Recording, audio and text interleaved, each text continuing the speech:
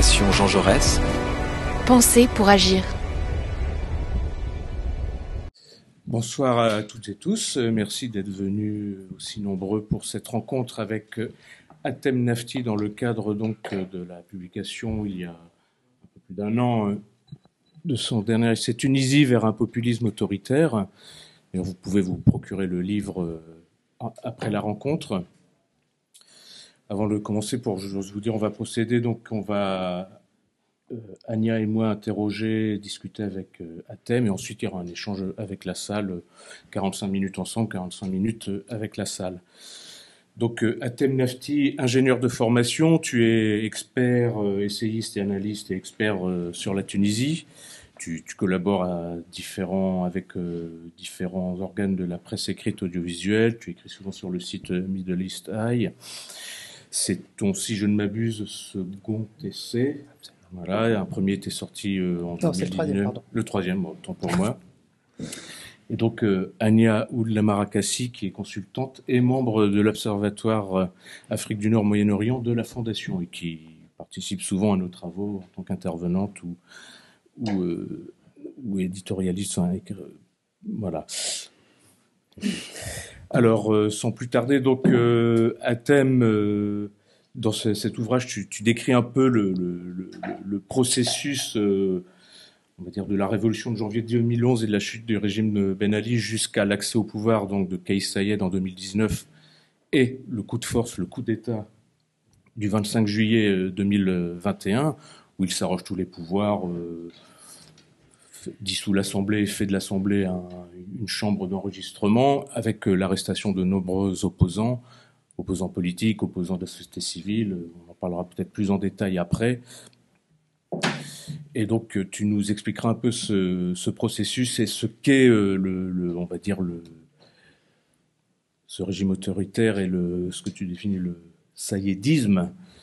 Et d'ailleurs, tu consacres la troisième partie, une longue partie, justement à la nature du régime de Kais Saied.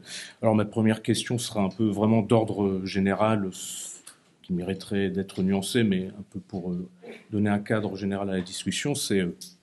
On a fêté il y a quelques jours, le 14 janvier, si je ne m'abuse, les 13 ans de la Révolution, où d'ailleurs il y avait peu de manifestants, je pense, à Tunis. Donc 13 ans après, est-ce qu'on n'est pas en train de vivre un retour à la case départ ? Bonsoir déjà, bonsoir à toutes et tous. Merci pour cette invitation.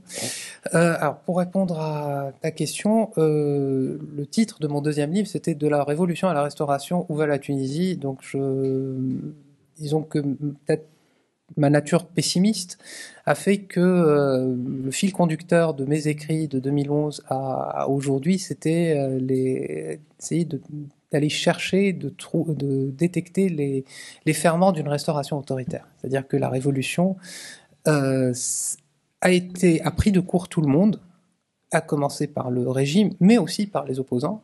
On n'était pas dans une logique d'alternance qui faisait que des opposants qui se préparaient au pouvoir, ils étaient dans des slogans pour la libération des prisonniers politiques, pour instaurer plus de démocratie. Personne, sauf quelques clairvoyants, on va dire, personne ne voyait la chute de ce régime. Donc ça a pris de court tout le monde, et surtout, on est parti d'une révolution sociale, même d'une immolation de quelqu'un par le feu, Mohamed Bouazizi en l'occurrence, le 17 décembre 2010, et l'enchaînement des événements a fait que Ben Ali prenne un avion le 14 janvier et parte en Arabie Saoudite. Ça aurait pu se dérouler autrement, et ça aurait pu donner quelque chose de beaucoup plus grave, comme un scénario à la libyenne ou à la syrienne.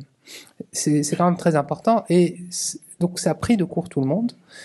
Et il y a eu très vite une sorte de consensus au sein des anciennes élites dirigeantes, mais aussi des anciennes oppositions, un consensus minimal sur une transition démocratique. Et c'est là que on a lié la transition démocratique avec les demandes à la base qui étaient socio-économiques.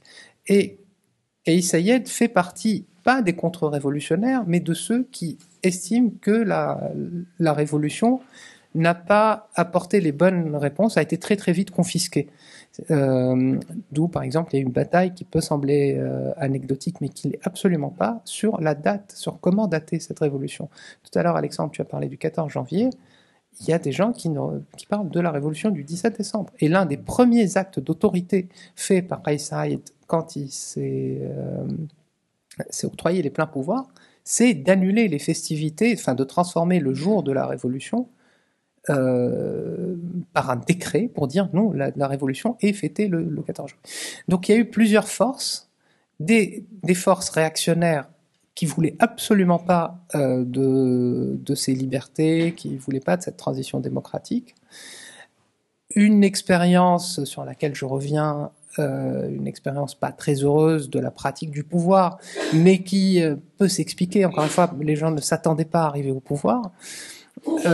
Et une situation économique qui s'aggrave. Et donc, tout ça aboutit dans le cadre, en plus d'une crise sanitaire qui a été particulièrement douloureuse pour la Tunisie, on arrive à ce 25 juillet, qui est d'abord largement soutenu par les élites, c'est un point très important, avant que ces élites ne se rendent compte qu'il y a dans ça, en tout cas sur la question des droits et des libertés, il y a un projet de restauration. Et par ailleurs, Kais Saied représente la restauration si on a une lecture des droits et des libertés politiques, mais il représente aussi une vision de la révolution avec un projet qu'on classerait, un projet économique qu'on classerait à l'extrême gauche, mais un projet de société et un projet sur les libertés qui est particulièrement réactionnaire. Et on se retrouve dans cette configuration où je peux vous faire une démonstration pour vous montrer que Kais Saied est d'extrême gauche, et je peux vous faire une autre démonstration pour vous montrer que c'est quelqu'un d'extrême droite. Et on en est là aujourd'hui.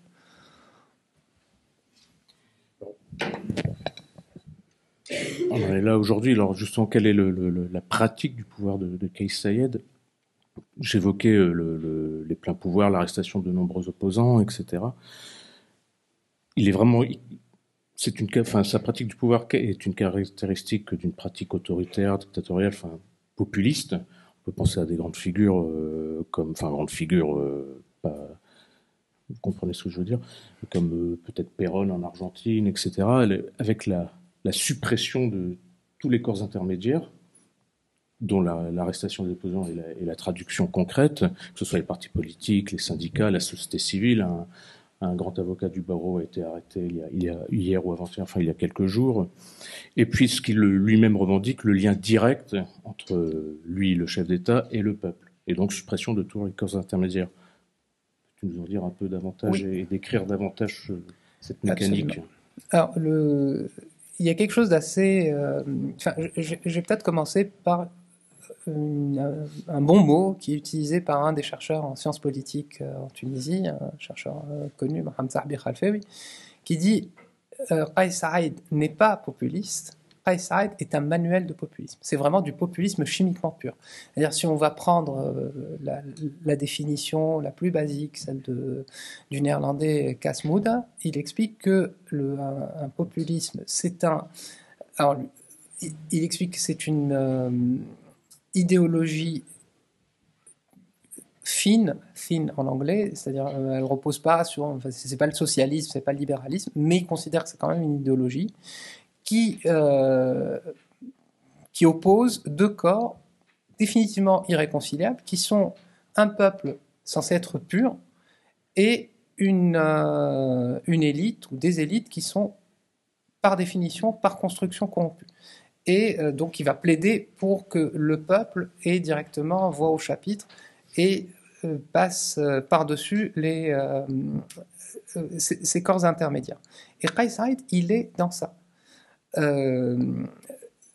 Les gens ont découvert, c'est un petit peu bizarre, mais encore que ça peut s'expliquer, les gens ont découvert le projet de Kais Saied 2 ans après son accession au pouvoir.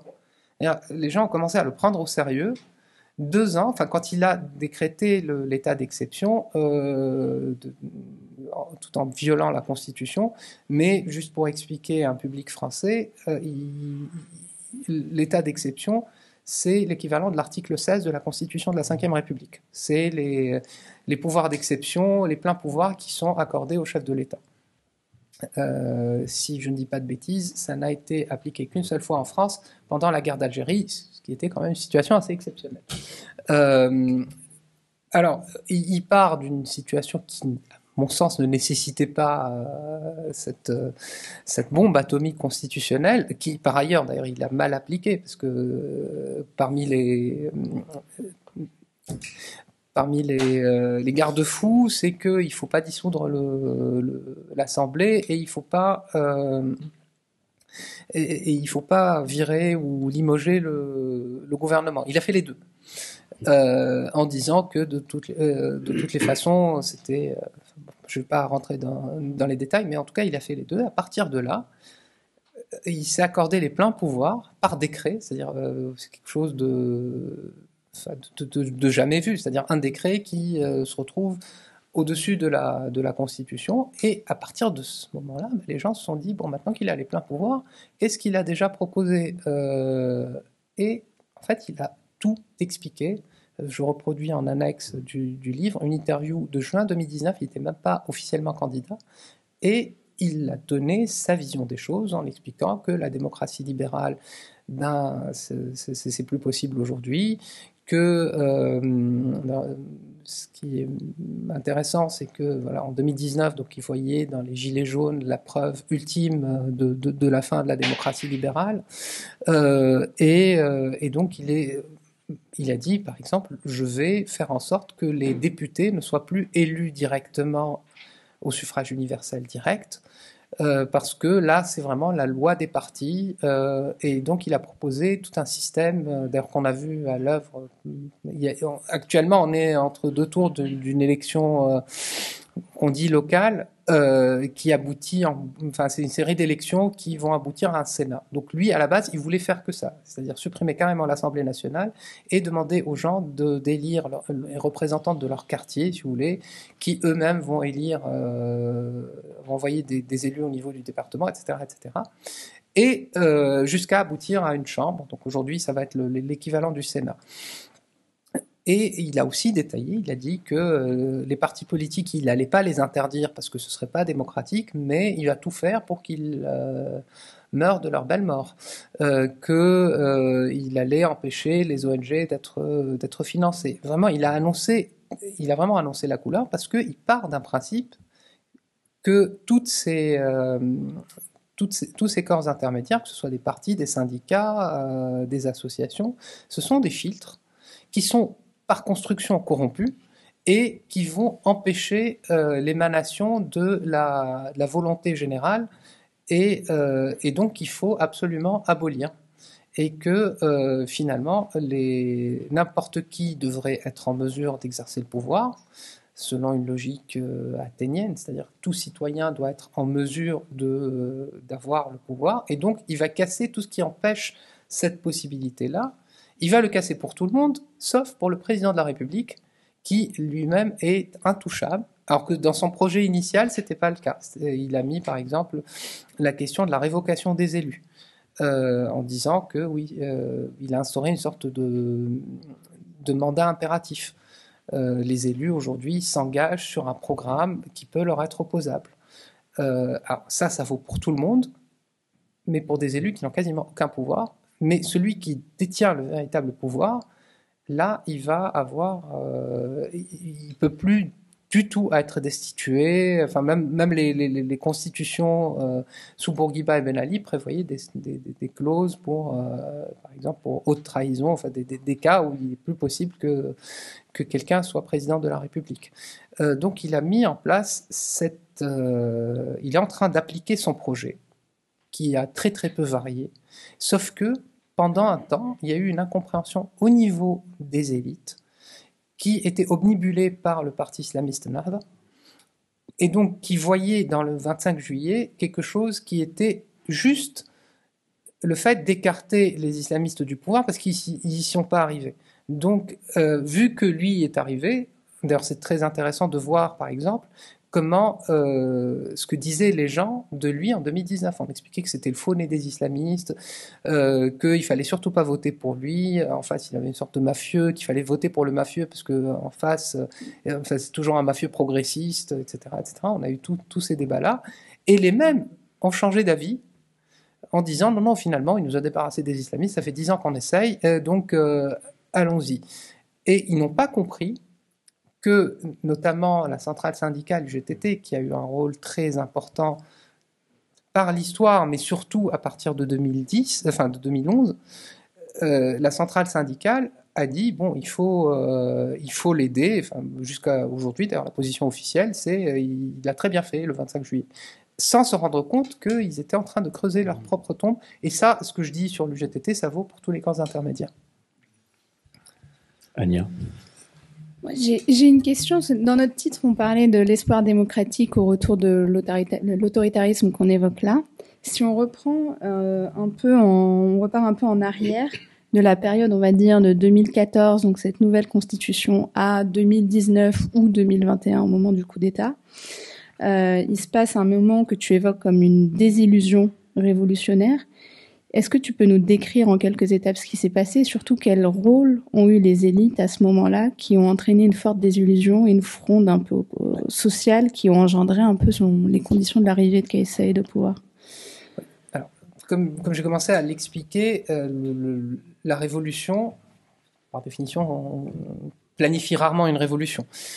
Mais ça a pris tout le monde de court parce que toutes les élites étaient, on va dire, coulées dans un moule d'un parti-État, d'une certaine gouvernance qui a peu ou prou la même forme depuis la moitié du 19e siècle. C'est-à-dire l'unité de commandement, alors c'était les beys, puis c'était l'administration coloniale, puis c'était Bourguiba et Ben Ali.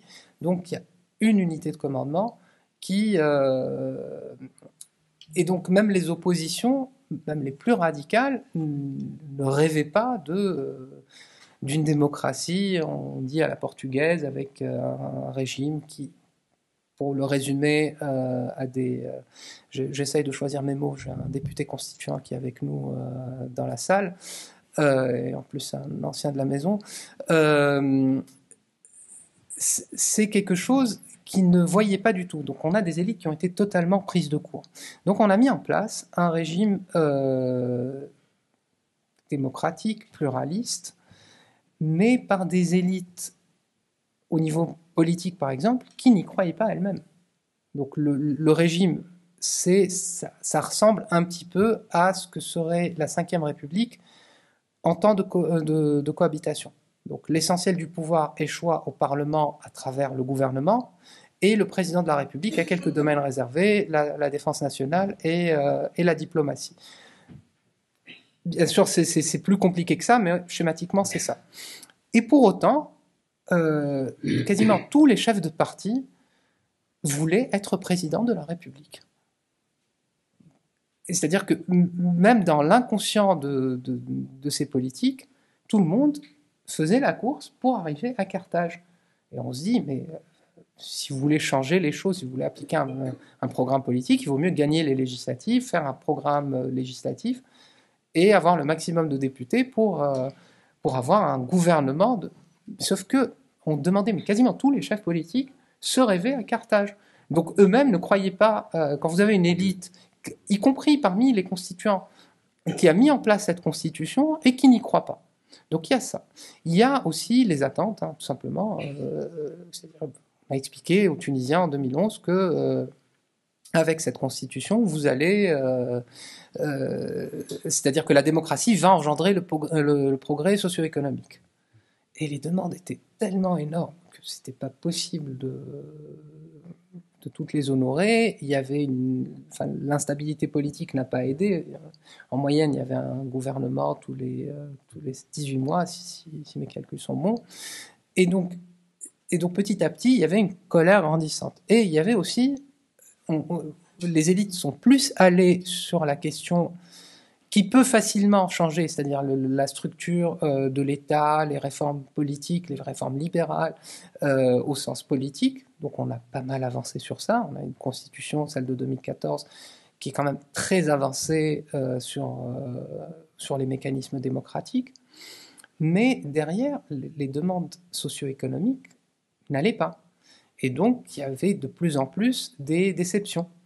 Il y avait aussi le fait que pendant 20 ans, il n'y avait pas du tout on a quasiment tué toute vie politique. Ben Ali a tué toute vie politique. Ce qui fait qu'en 2011, on arrive avec des personnes qui étaient une classe politique dirigée par des personnes qui avaient entre 20 et 30 ans avant l'arrivée de Ben Ali, qui disaient oui, mais c'est maintenant notre heure.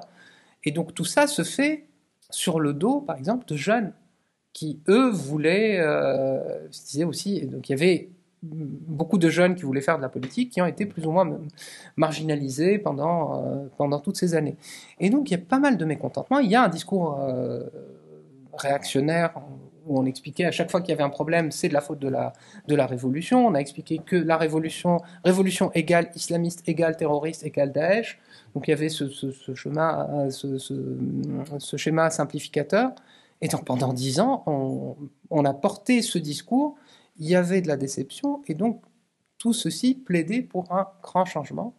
Et Kais Saïed a pu se frayer un chemin et porter aussi cette voie, par exemple la Tunisie de l'intérieur, qui a été le fer de lance de la révolution, qui était la grande perdante.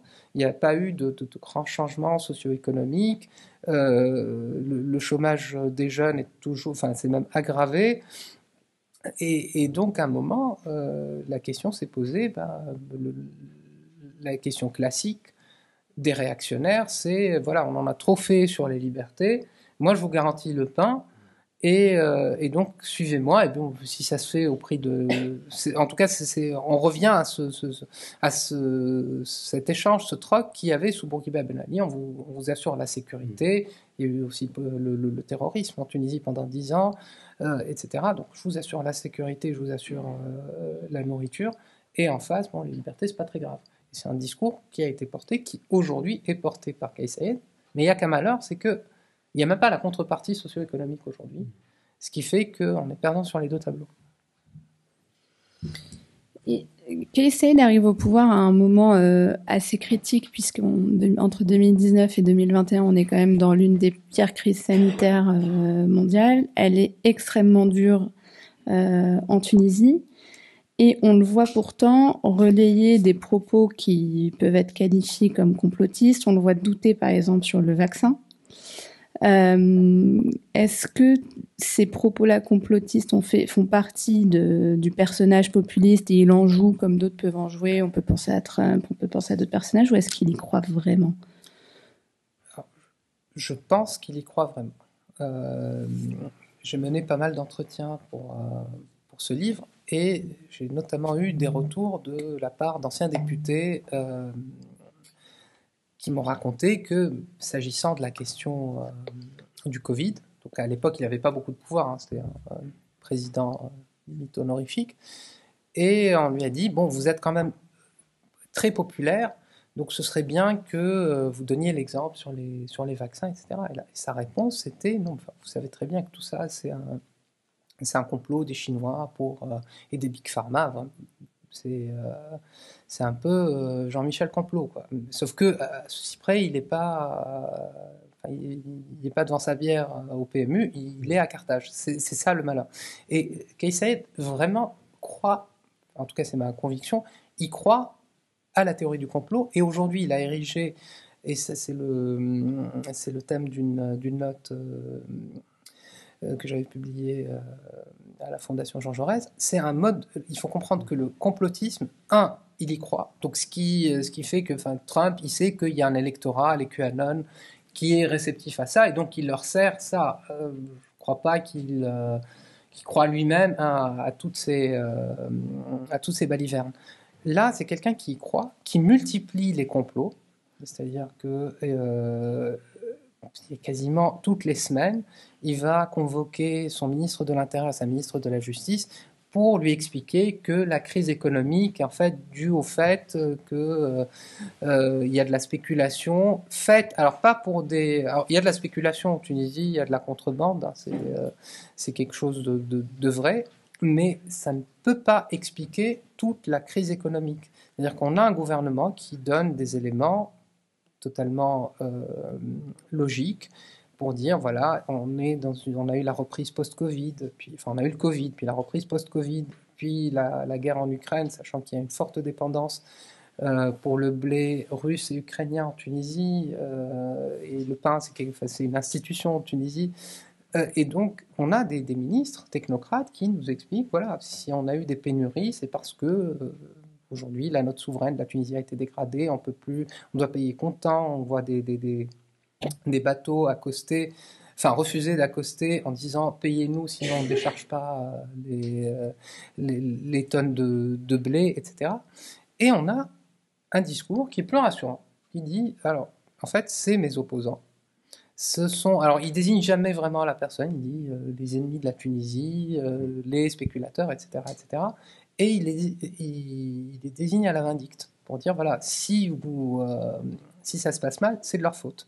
Alors on a eu ça, on a eu alors le Covid, il n'y a pas eu d'expression publique pour dire que c'est un complot chinois, mais alors, le nombre de fois on nous a annoncé, par exemple, des tentatives d'assassinat sur le président de la République, quelque chose qui devrait être gravissime. Moi, j'ai arrêté de compter, mais je pense qu'il y a eu 5 tentatives d'assassinat et qui s'arrêtent du jour au lendemain. Donc on nous dit, voilà, on a essayé d'empoisonner sa baguette, on lui a envoyé une lettre à l'anthrax, on en parle 2 jours et puis ça disparaît. Et aujourd'hui, tout ceci a une traduction judiciaire. C'est-à-dire qu'il y a des personnes qui sont en prison aujourd'hui parce que soupçonnées d'à peu près tout ce que j'ai décrit, là, soupçonnées de cacher de la nourriture. Alors, ça fait 1 an qu'ils sont en prison, donc on aurait dû la retrouver, cette nourriture. On a soupçonné, arrêté en vertu de la loi antiterroriste, qui, comme en France, a un régime dérogatoire en matière d'enquête, etc. Et on a compté, il y a eu 14, les avocats parlent de 14 enquêtes ou procès en cours pour complot contre la sûreté de l'État. Je vous parle des 2 dernières, juste pour comprendre un petit peu de quoi on parle. La dernière, c'est les élections dont je vous ai parlé. Donc, il y a eu des élections locales, on est entre les 2 tours. Le 2e tour aura lieu la semaine prochaine, où il y a eu 11% de participation. Et donc, il y a une enquête, il y a un juge, il y a un procureur qui enquête, il y a des policiers antiterroristes qui enquêtent, parce qu'il y aurait eu un complot entre, tenez-vous bien, un ancien ministre qui est en prison depuis maintenant presque 2 ans, qui a comploté avec un ancien Premier ministre, qui vit, je crois, aux États-Unis actuellement, et Henry Kissinger. Donc Henry Kissinger qui a fomenté des complots, qui a vraiment fait chuter des gouvernements, qui a tué des centaines de milliers de personnes, juste avant de mourir, il s'est dit, bon, finalement, je vais faire capoter les élections locales qui, de toutes les façons, n'intéressent personne. Donc ça, c'est le complot numéro 13. Le complot numéro 14, c'est Netanyahou, qui serait venu l'année dernière, voir quelqu'un, pareil, qui est en prison. Donc, il serait venu en sous-marin, mais je suis sérieux, hein, il serait venu en sous-marin rencontrer quelqu'un qui est arrêté depuis 1 an. Donc, il est venu en sous-marin, il est débarqué sur le sol tunisien, il a réussi à avoir un prisonnier, et il est reparti, et on s'est rendu compte de rien. Et là aussi, on mobilise des policiers, on mobilise des procureurs, alors que, dans le même temps, il y a eu un attentat terroriste l'année dernière, un policier a tiré sur une synagogue en plein pèlerinage de la Rib, donc le pèlerinage des Juifs tunisiens, qui est un petit peu le point d'entrée de la saison touristique. C'est un événement très important en Tunisie. Il aura tiré dessus. Les autorités ont refusé de qualifier l'acte de terroriste. D'ailleurs, le procureur antiterroriste, comme en France, il y a un procureur, donc un seul procureur qui traite de toutes ces affaires-là. Le parquet antiterroriste n'a pas été saisi, mais il est saisi dans des délires comme ça. Il y a aussi Bernard-Henri Lévy. Alors, c'est souvent des juifs qui sont désignés. On se demande bien pourquoi. Donc, on vit de complot en complot, et à chaque fois, on a une explication, et à chaque fois, on a eu l'autre théorie du complot qui est quand même glaçante, c'est la théorie du grand remplacement, qui a eu des effets concrets, c'est-à-dire des gens sont morts, des personnes sont mortes parce que y a un groupuscule fasciste qui qui a développé toute une déclinaison tunisienne de la théorie du grand remplacement, en se basant sur quelque chose qui parle beaucoup aux Tunisiens, à savoir la question palestinienne. En gros, il leur a expliqué qu'il y a un petit peu plus de 100 ans, il y avait un mouvement nationaliste juif qui voulait un foyer national juif en terre de Palestine. Les Européens étaient antisémites, voulaient se débarrasser des Juifs. Et donc, il y a eu une alliance objective, ça donnait l'État d'Israël, et les Palestiniens n'ont pas vu venir. Là, on fait la même chose, c'est-à-dire des discours xénophobes, anti-africains, il y en a à l'appel chez les politiques européens. Il y a un mouvement qui est très minoritaire, qui s'appelle le mouvement afrocentriste, qui estime que tout le continent africain est un continent noir et que des personnes comme moi, qui sommes nord-africains mais pas noirs, nous sommes des colons et qu'il faut nous dégager. On parle d'un mouvement ultra minoritaire, qu'on va glaner 2-3 déclarations, on les mixe avec des déclarations de personnalités xénophobes européennes, on se dit, et on constate effectivement qu'il y a de plus en plus de subsahariens qui sont empêchés de traverser la Méditerranée, du coup qui se trouvent bloqués, ou d'autres qui s'installent en Tunisie. On dit, voilà, en plus, c'est des personnes noires, donc c'est quelque chose de visible, et on dit, voilà, il y a 2 millions de noirs, enfin, un chiffre délirant, et en fait, c'est un complot ourdi pour changer la composition démographique de la Tunisie. En gros, on va modifier, on va changer les Tunisiens qui se vivent comme blancs et musulmans par des chrétiens des chrétiens noirs, parce qu'il y a beaucoup de chrétiens. Et donc cette théorie totalement risible a été reprise telle qu'elle par dans un communiqué le 21 février 2023 du Conseil de sécurité nationale. Hein.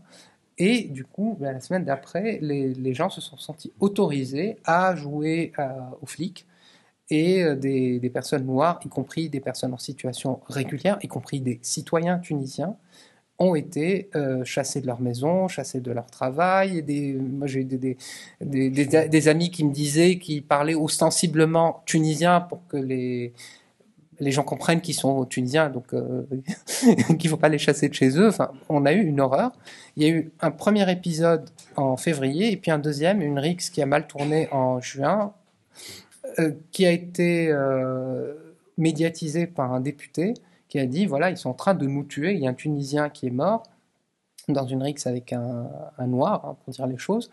Et donc, il y a eu une deuxième phase où il y a eu des pogroms. Hein. On est allé dans des maisons, déloger des noirs. Et la police a, alors eux, ils disent pour leur protection, a exfiltré des personnes et les a déposés, on était en juin ou en juillet, j'ai oublié, mais l'été, il faisait très chaud, sur la frontière algérienne et sur la frontière libyenne, dans les deux cas dans le désert, et des personnes sont mortes.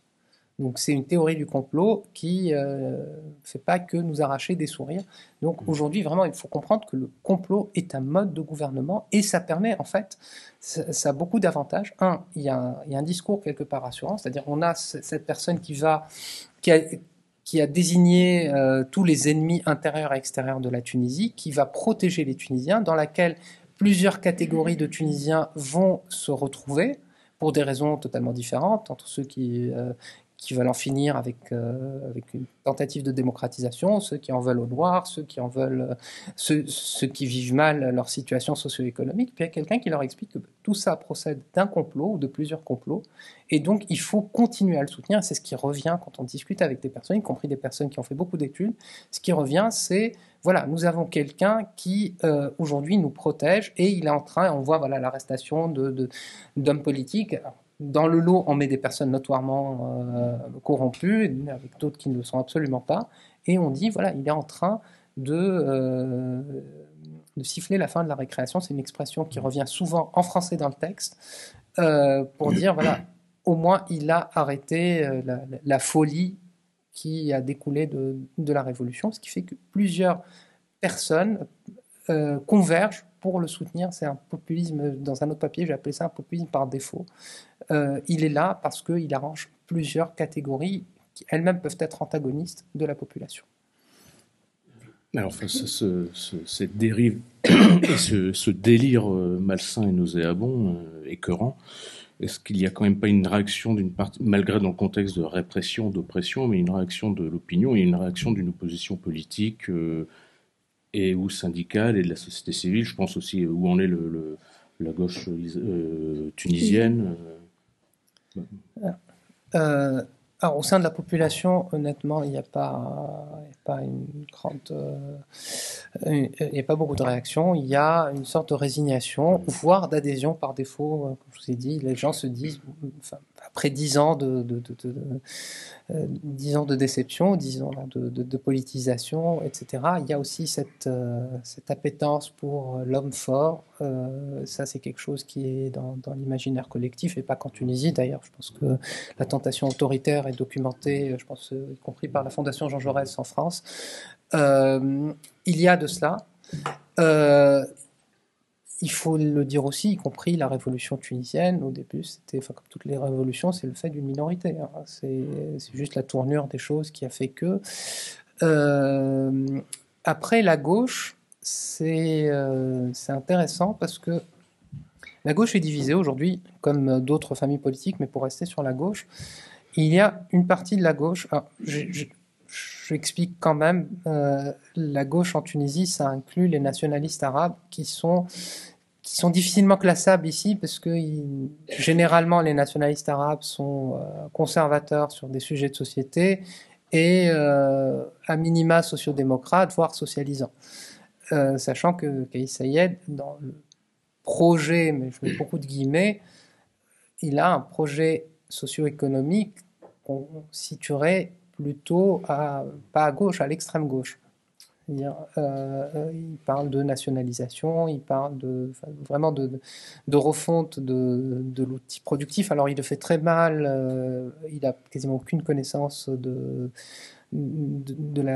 pour la chose économique, mais en tout cas, ce qui rend difficile pour quelqu'un comme moi, qui suis une gauche assez radicale, ça rend encore plus difficile de se confronter parce qu'il utilise nos mots. C'est comme ici, quand le Front National reprend, à certains égards, il reprend du Georges Marchais. On a du mal avec un fond réactionnaire. Donc il y a de ça. Donc il y a dans son discours quelque chose qui séduit une partie de la gauche, qu'elle soit nationaliste arabe ou un courant qui est proprement tunisien, qui s'appelle le mouvement des patriotes démocrates. On va dire, c'est des marxistes passés par le maoïsme avec un anti-islamisme très prononcé, mais aussi un nationalisme arabe. Donc c'est vraiment quelque chose de propre à la Tunisie, dont l'une des figures de proue était Chokri Belaïd.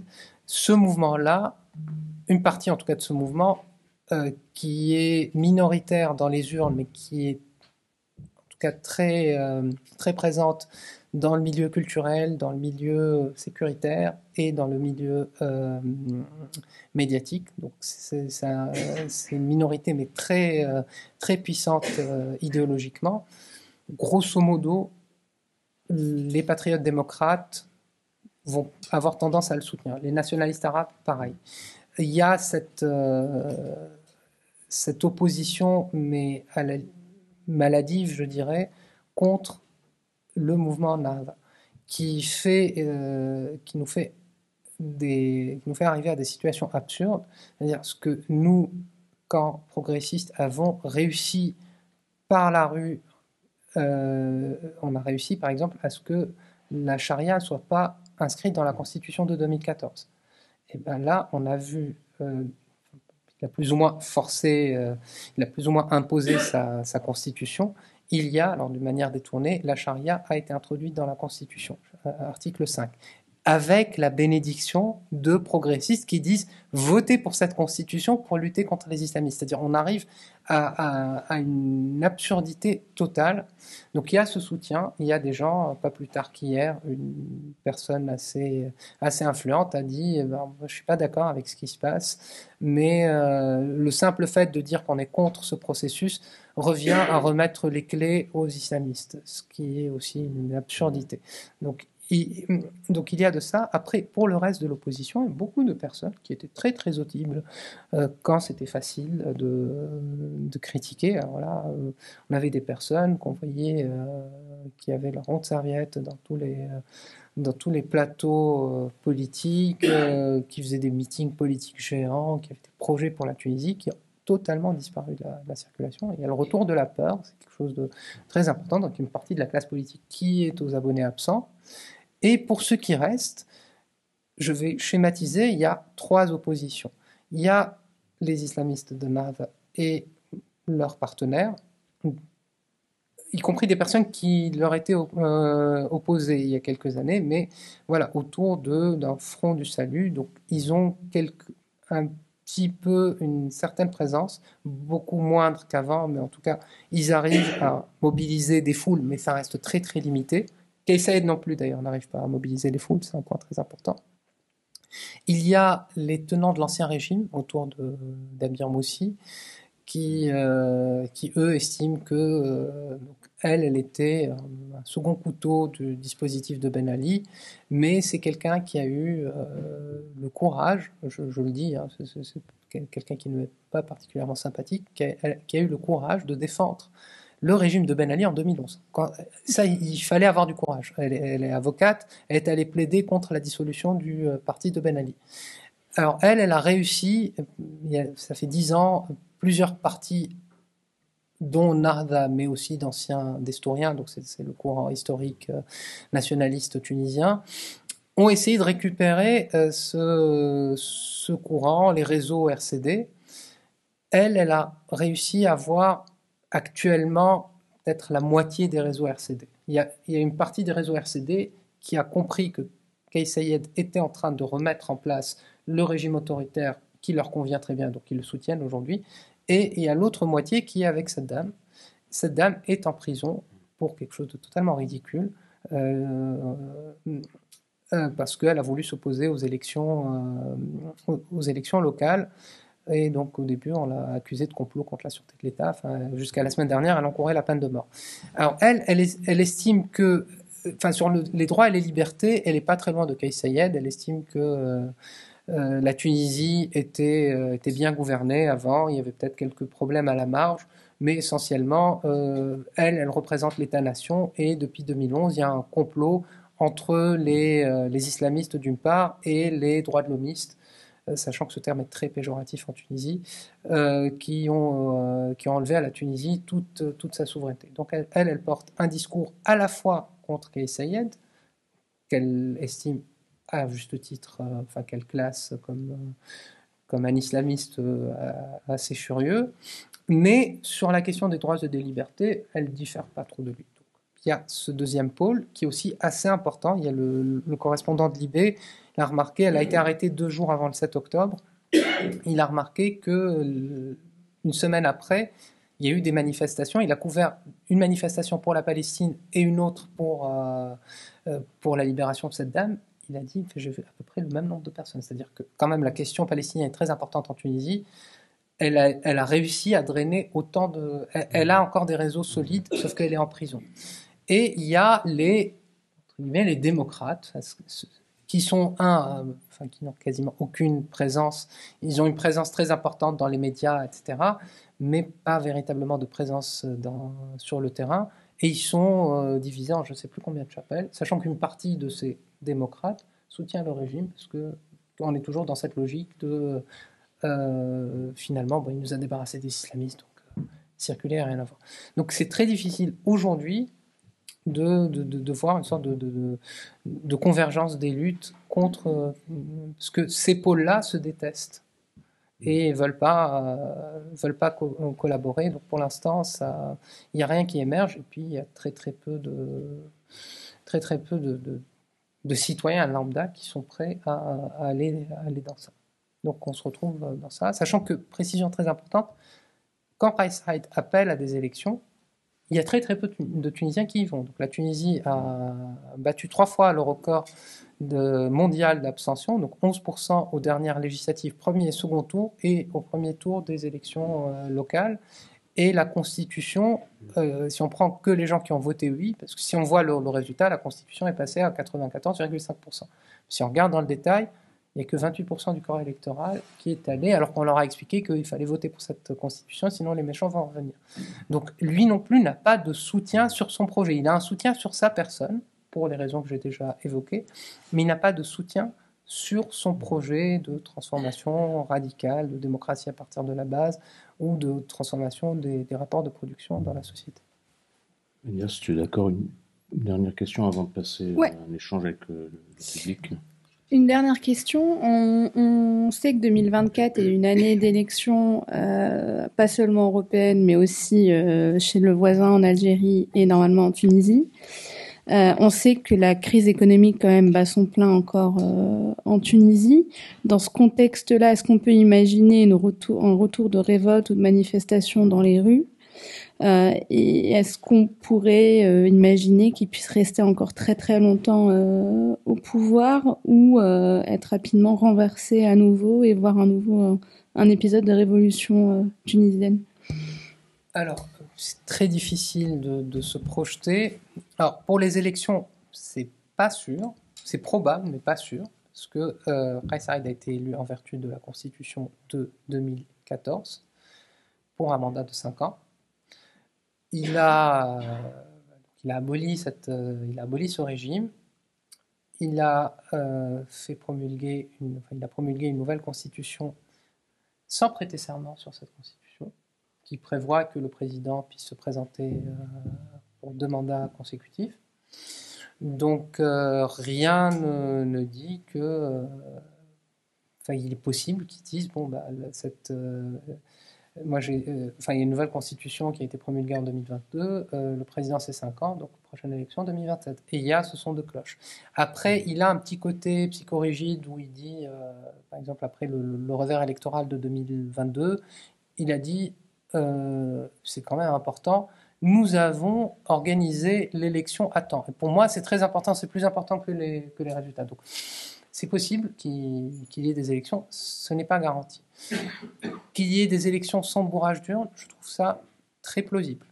Et qu'il pourrait remporter sans bourrer les urnes, mais je ne dis pas que ce sont des élections libres, parce que il y a quasiment toutes les oppositions sérieuses qui ont leurs représentants en prison aujourd'hui.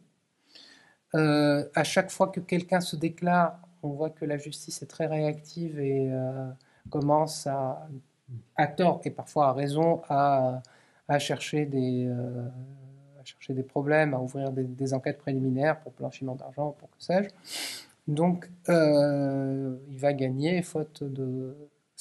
Et les sondages qui ne prennent pas du tout en considération le fait que les gens sont en prison ou pas, les sondages indiquent qu'il arriverait en tête d'un premier tour et après, tout dépend du second tour, qui va arriver en deuxième place, parce qu'il y a aussi des noms tout aussi farfelus que lui. Hein. Ce n'est pas des politiques et des personnes qui font le dos rond aujourd'hui, qui portent des idées qui ne sont pas très, très éloignées de ce que lui penserait.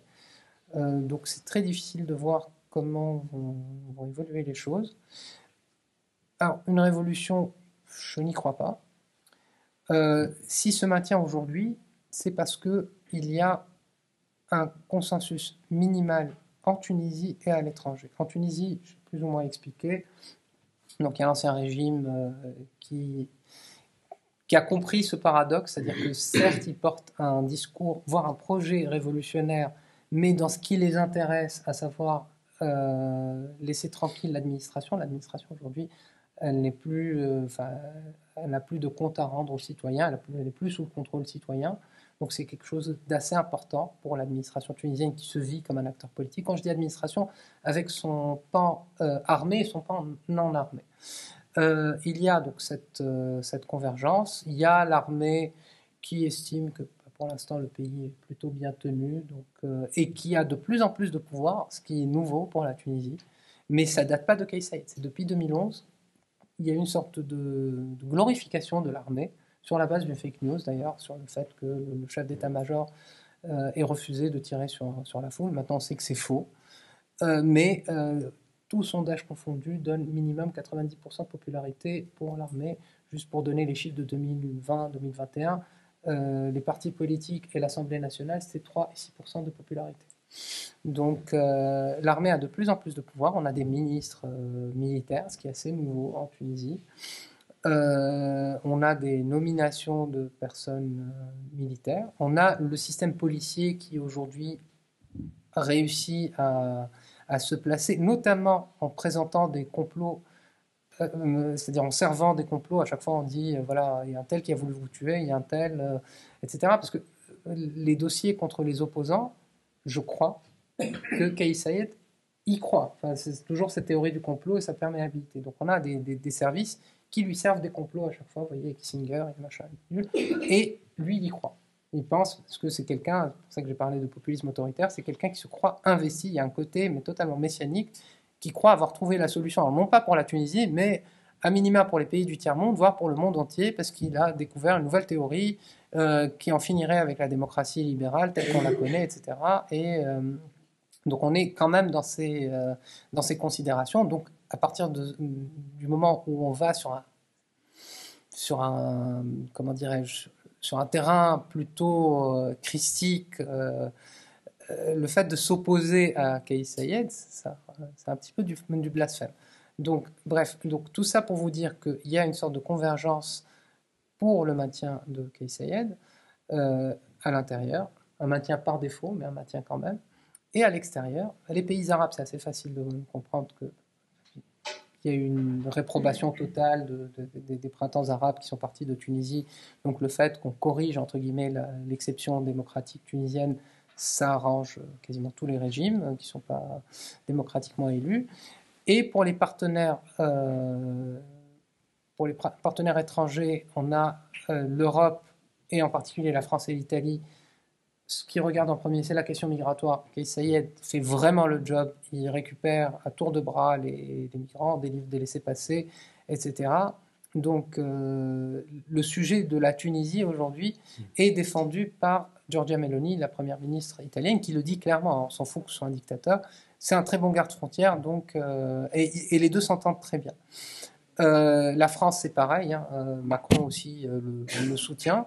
Les États-Unis, pour l'instant, alors il y a eu quelques réprobations, mais pour l'instant, on trouve que la Tunisie n'est pas sortie de l'orbite occidentale, donc finalement, sur des questions stratégiques, finalement, malgré le discours très altermondialiste, etc., dans les faits, la Tunisie reste l'un des tout derniers pays africains, par exemple, sous domination, enfin, sous influence française. C'est l'un des tout derniers avec tout ce qui se passe dans le Sahel. Donc, finalement, malgré les discours, la Tunisie reste un partenaire des Occidentaux. Et puis en face, la Russie et la Chine ne s'intéressent pas plus que ça à la Tunisie, mais tout ce qui peut apporter une sorte de contre-modèle à la démocratie, à l'occidentale, parce que c'est ce qui a été tenté en Tunisie à partir de 2011, c'est quelque chose qui ne va pas leur déplaire. Pour autant, on ne voit pas un soutien franc, parce qu'à un moment, il était question que la Tunisie quitte le FMI pour les pays du BRICS. Des BRICS, par exemple, on a eu la réponse cinglante de l'ambassadeur de Chine à Tunis. Il a dit, si vous voulez qu'on vous aide, commencez par discuter avec le FMI. Donc finalement, il n'y a pas un soutien franc, mais il y a ce consensus mou, aussi bien à l'intérieur qu'à l'extérieur, qui fait que si ça change, que ça change par les urnes, je suis peut-être pessimiste, mais je ne vois pas. Si ça change, à un moment, je pense qu'il va être débranché, mais c'est quelque chose qui peut durer. Ce ne sera pas la crise économique, parce qu'on sauvera toujours le soldat tunisien, ne serait-ce que pour la question migratoire. Donc finalement, enfin, il a eu des propos véhéments envers les Européens. Il a même rendu de l'argent qui lui a été versé pour dire « je veux pas de votre aumône », etc. Et pour autant, l'Union européenne accepte parce que derrière, c'est un très très bon garde-frontière. Donc, s'il va tomber, c'est qu'il va être débranché à un moment. Ouais. Merci. Je vous propose de prendre question par question. Oui, je préfère question par question. Donc, on va prendre question par question. Une question et Hatem va répondre.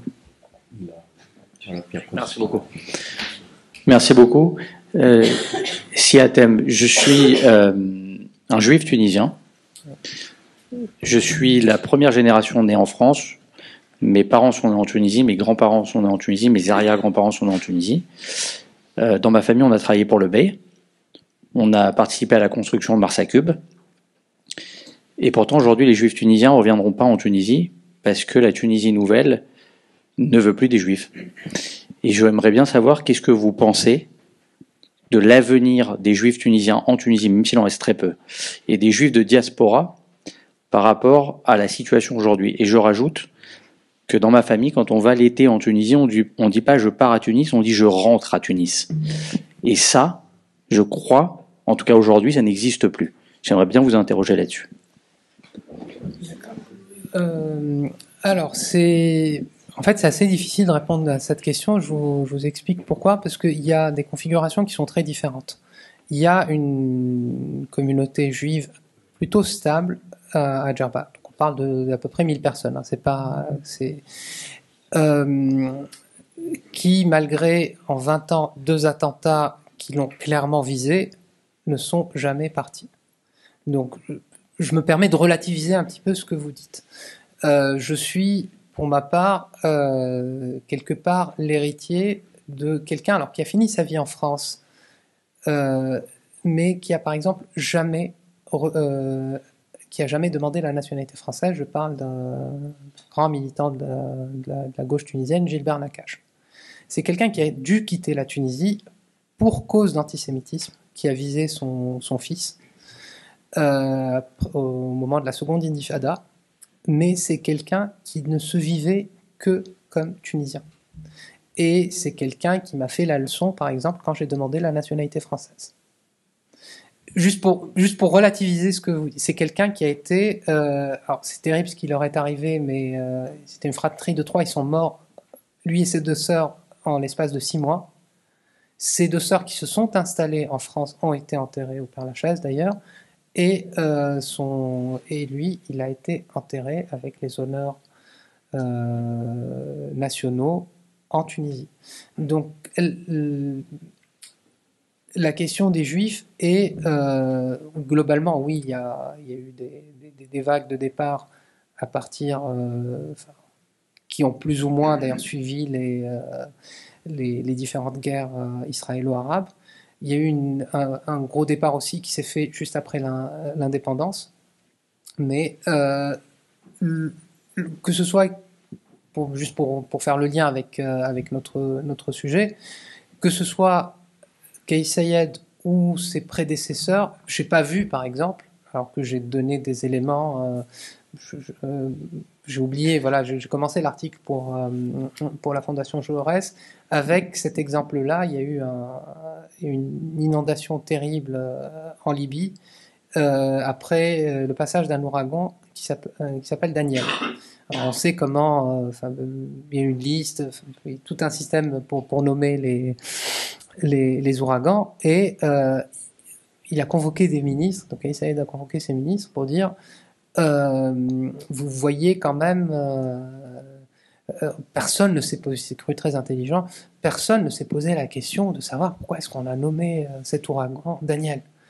Ça prouve l'influence sioniste dans le monde. Alors, ce qui est drôle, c'est que la Réunion a connu un ouragan il y a 2-3 semaines, il s'appelait Bilal. Donc, ce qui n'est pas très juif. Donc, et c'est bizarre, il n'a pas relevé. Donc, je ne crois pas que, juste pour faire le lien, en tout cas avec ce qu'on se dit aujourd'hui, que les personnes qui sont restées envers et contre tout, enfin c'est-à-dire la communauté notamment à Djerba, mais aussi aux alentours, à Gabès,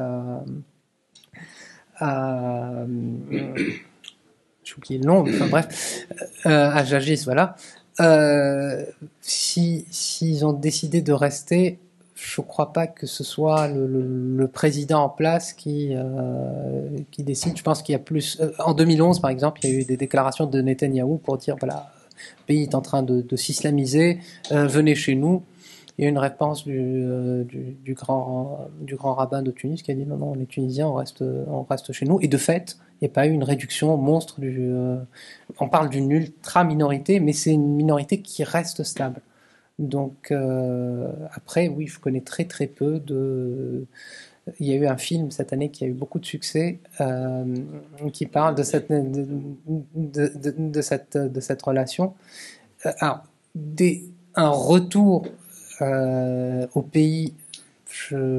Après, je suis pas spécialiste, mais je ne vois pas en tout cas la possibilité. Mais tout comme des jeunes Arabes comme moi qui ont quitté le pays, j'envisage absolument pas de rentrer. C'est pas parce que je suis arabe ou pas. Vous voyez, donc je pense qu'il y a beaucoup de considérations qui font que, on a une communauté qui reste stable. Il n'y a pas eu de départ. Enfin, on aurait pu, avec les 10 ans qu'il y a eu, il y avait largement de quoi faire fuir.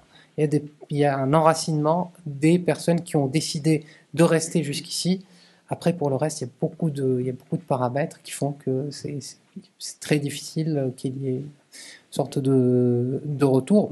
Mais pour autant, ce sont pas les autorités, quel que soit le gouvernement, qui empêchent ces retours. Madame ?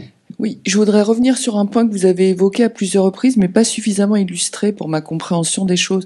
Donc, vous avez parlé du positionnement d'extrême gauche social économique, et vous l'avez illustré avec les nationalisations. Mais moi, ma question, c'est est-ce qu'il y a des mesures qui ont été prises dans ce sens, avec une politique économique et sociale qui pourrait notamment expliquer un soutien populaire au-delà de toutes les autres raisons que vous avez, et notamment la faveur d'un homme fort. J'aimerais bien avoir ces éléments. Alors, en fait, on a un petit problème avec ce personnage qui ne s'y connaît vraiment pas en économie. C'est-à-dire, à chaque fois qu'il y a un chroniqueur qui dit ça, s'il vous donne un chiffre, soyez sûr qu'il est fou. Il confond millions, milliards. Il donne jamais le bon chiffre, y compris pour des chiffres de participation aux élections. Enfin, ça, c'est quelque chose de maladif. Pour comprendre la politique économique qu'il entend mener, sans s'en donner les moyens, parce que pour des raisons de limitation intellectuelle, pour dire les choses. En 2011, le projet de Kais Saied, c'est la rencontre de l'extrême gauche dont j'ai parlé tout à l'heure, d'une frange de cette extrême gauche, et de Kais Saied. En 2011, ce qui s'est passé, c'est que Ben Ali est parti le 14 janvier. Au début, les autorités en place ont dit, bon voilà, Ben Ali est parti, on va faire 2-3 réformettes, et puis on organise des élections. Et puis, il y a eu un mouvement populaire assez massif qui a poussé à ce que les autorités changent de projet et disent non, on va aller vers une constituante, etc.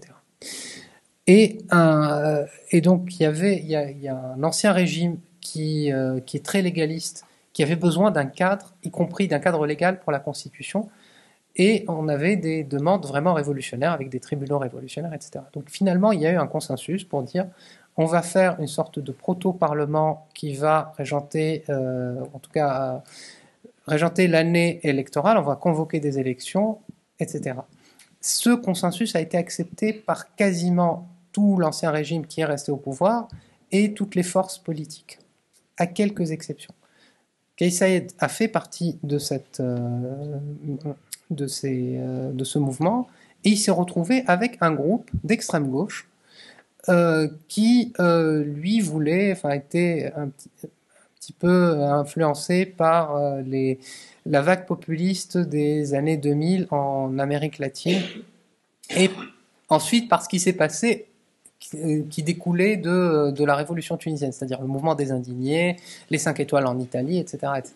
Donc, ils ont développé un certain nombre de textes pour mettre en place un système de conseil et reprendre la main donner une réponse à la révolution de 2014, avec une lecture très marxiste de la révolution, très gramscienne aussi, de ce qu'est cette révolution, quels sont ses acteurs, quel est son socle, etc. Et donc c'est eux qui ont écrit des textes pour dire il faudrait, par exemple, créer des entreprises, aller vers plus de collectivisme, etc. Et donc, quand il s'est retrouvé au pouvoir, il a plus ou moins bricolé ça. Après, et donc je détaille, puisqu'on n'aura pas le temps de revenir, mais en gros, il a mis en place un système, d'ailleurs un système assez clientéliste, pour reprendre l'argent des hommes d'affaires qu'il estime être corrompus, pour qu'il finance des régions sous-dotées. Ça, c'est une politique fiscale, par exemple. Alors, il y a une politique fiscale très simple en Tunisie, parce que si vous voulez, l'assiette fiscale est assez faible, parce qu'il y a un domaine, enfin, il y a une partie de l'économie non négligeable, très difficile d'ailleurs, il y a des chiffres qui sont contradictoires, mais une bonne partie de la vie économique qui échappe totalement à l'impôt. Donc, sa politique fiscale, c'est d'augmenter les impôts pour ceux qui les payent déjà. Ce qui n'encourage pas du tout à intégrer le reste de l'économie, parce qu'il y a vraiment il y a un matraquage fiscal, et là c'est vraiment la personne, c'est une personne très à gauche qui vous le dit. Juste pour vous, enfin, je suis absolument pas contre une pression fiscale, mais là ça dépasse tout entendement. Mais ça pèse que sur des personnes qui s'acquittent déjà de l'impôt et qui n'ont pas d'autre choix que de le faire. Il y a eu quelques mesurettes, une sorte d'impôt sur la fortune immobilière, mais des choses qui sont pas vraiment, c'est par à-coup.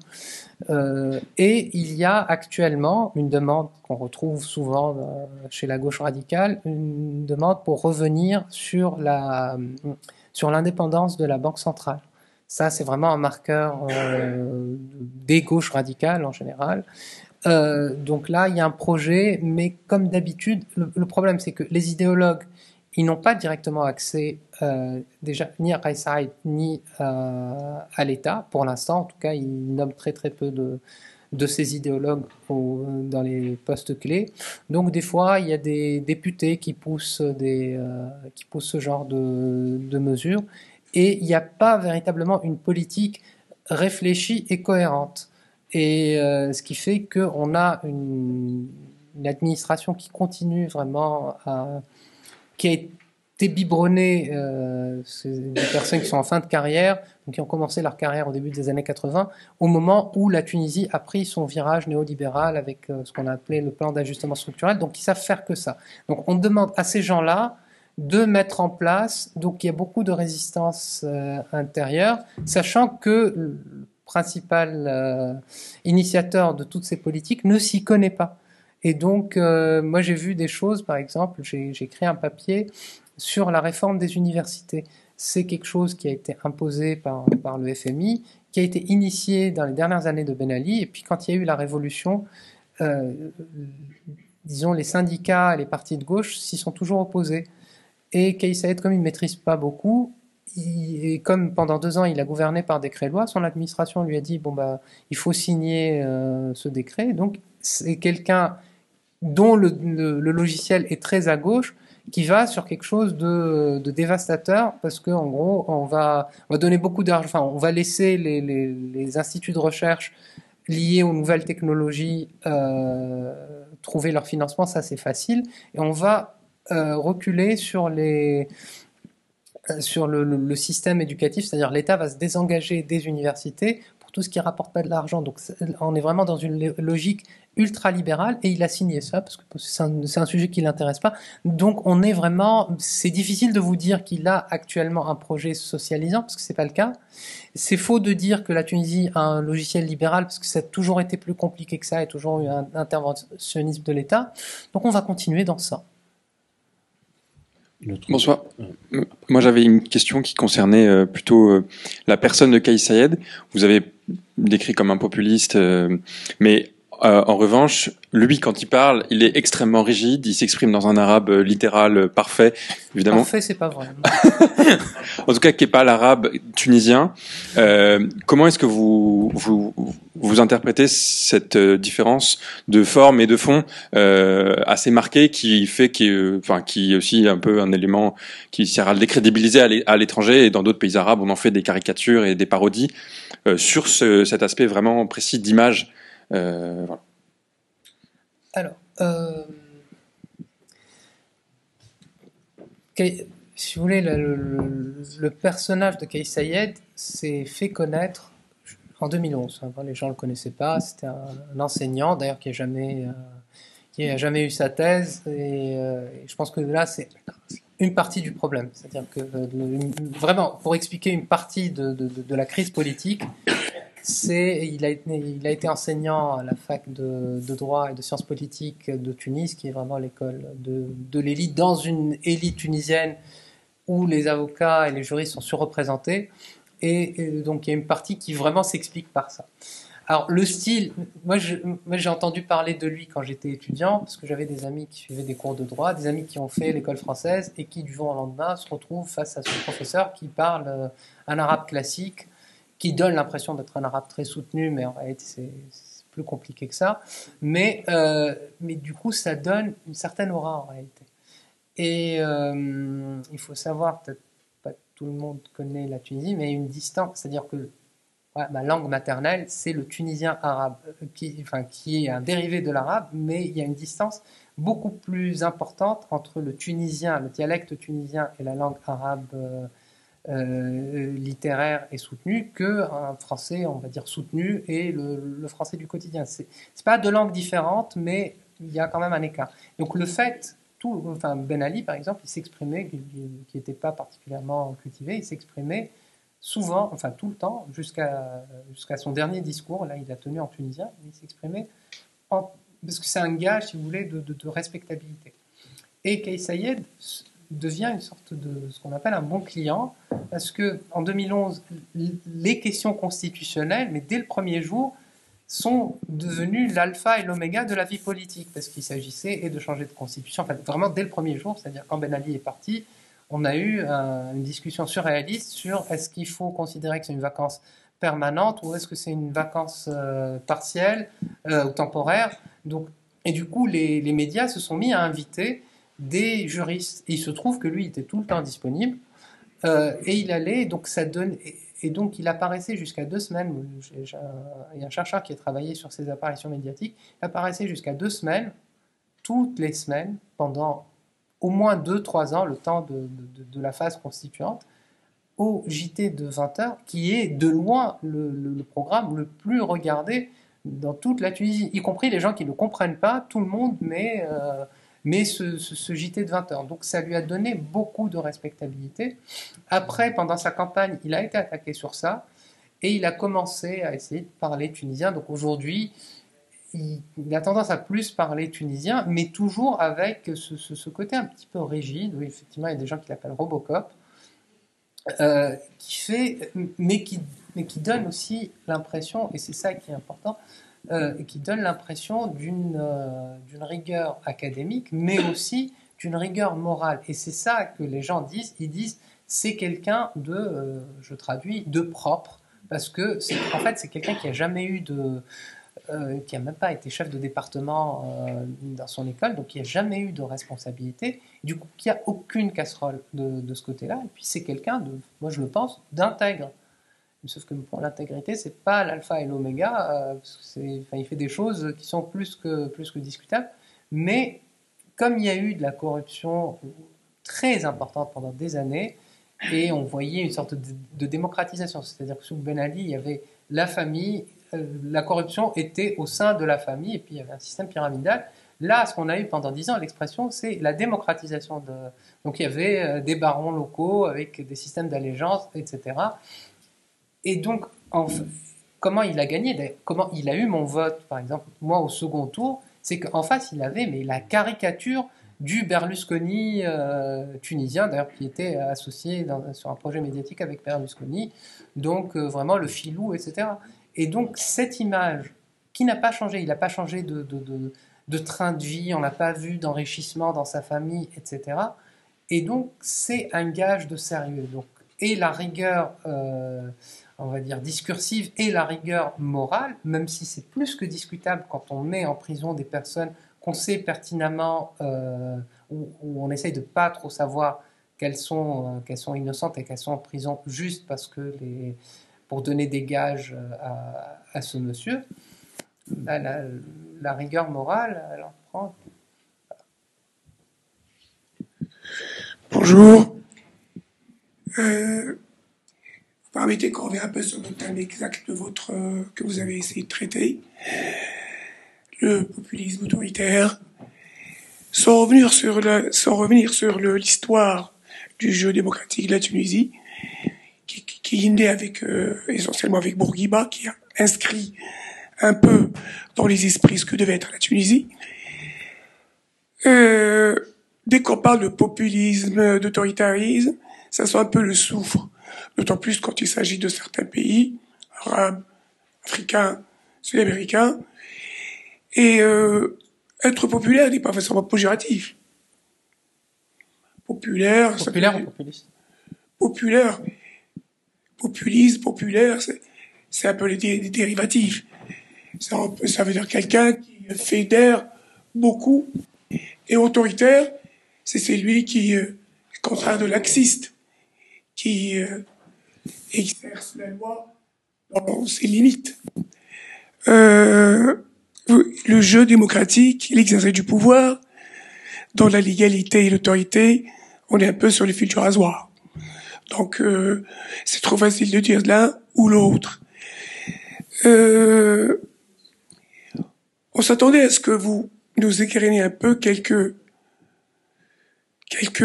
situations où le pouvoir a dérivé réellement par rapport à la Constitution. Est-ce que sache, le NADA a été élu démocratiquement, a été battu démocratiquement.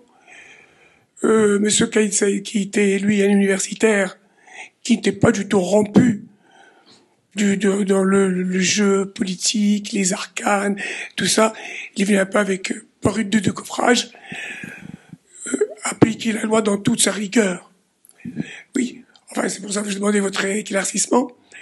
Mais si vous dites à peu près exactement en quoi il y a eu des dépassements par rapport à la Constitution. Vous avez dit tout à l'heure qu'il a fait une autre Constitution. En Tunisie, on fait une Constitution comme ça, sans consulter le peuple, sans les assemblées plénières, on peut décrire du moment qu'on a une Constitution. Moi, je suis algérien. Oui. Je m'intéresse un peu à la Tunisie, Oui. pour 50 000 raisons. Et si vous pouvez revenir un peu sur la centralité de ce thème et poser exactement en quoi ce dépassement. Très bien. Merci. Ok, donc, Je sais que c'est clair, mais bon. alors, on va partir du 25 juillet de 2021. Donc, le président a dit qu'il allait appliquer le fameux article 80 de la Constitution de 2014. L'article 80, il prévoit, l'existence d'une cour constitutionnelle qui n'existait pas. On va dire, bon, ça, c'est pas trop de sa faute. C'était le cas, mais surtout que le Parlement ne pouvait pas être dissous et la Constitution ne pouvait pas d'ailleurs être amendée pendant un état d'exception et le gouvernement ne pouvait pas faire l'objet d'une motion de censure. Donc déjà, la première des choses qu'il a faites, on lui dit de pas dissoudre l'Assemblée, il dissout l'Assemblée. Et en sortant, au début il a gelé pendant des mois et puis il l'a dissoute.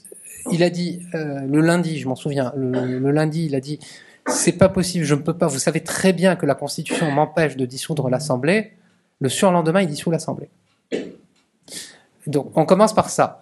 Donc déjà, de base, l'état d'exception a été mis en place en dehors des cadres constitutionnels. Après, c'est facile, à partir du moment où vous vous donnez les pleins pouvoirs, c'est facile de changer la règle en mettant des règles qui vous arrangent. Et qu'est-ce que je peux vous dire d'autre? C'est-à-dire qu'il n'avait pas le droit de réformer la Constitution, il l'a réformée.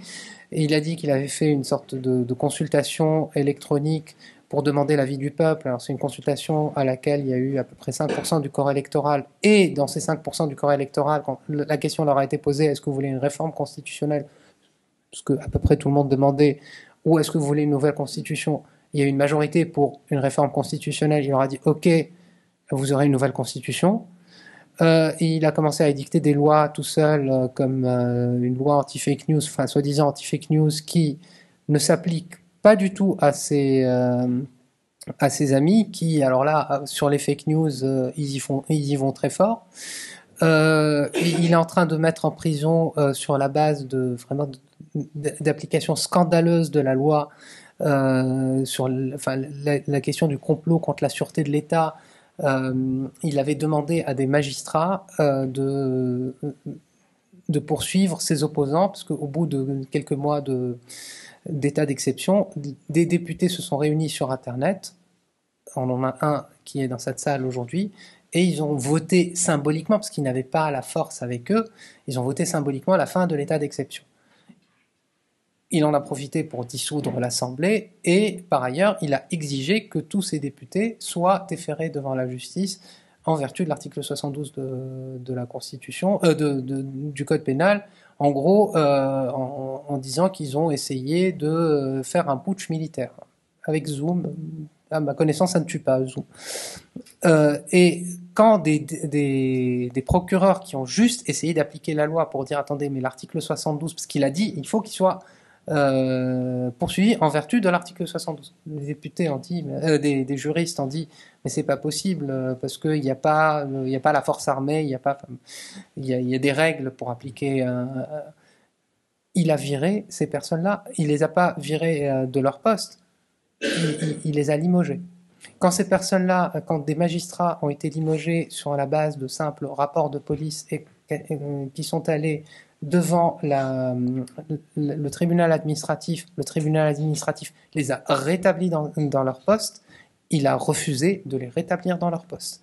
Donc, des exemples comme ça, bon, après, je prêche un petit peu pour Marc Crémery, donc je développe tout ça dans mon livre, mais des exemples comme ça, c'est-à-dire qu'il sait, alors, le juriste, etc., il s'est plus qu'arrangé avec la loi, il a clairement mis la loi à contribution, et aujourd'hui, la loi ne s'applique, par exemple, sur les fake news, cette loi anti-fake news, qui est délirante, qui prévoit jusqu'à 10 ans de prison si vous propagez une fake news sur Internet, elle est utilisée aujourd'hui que contre ses opposants.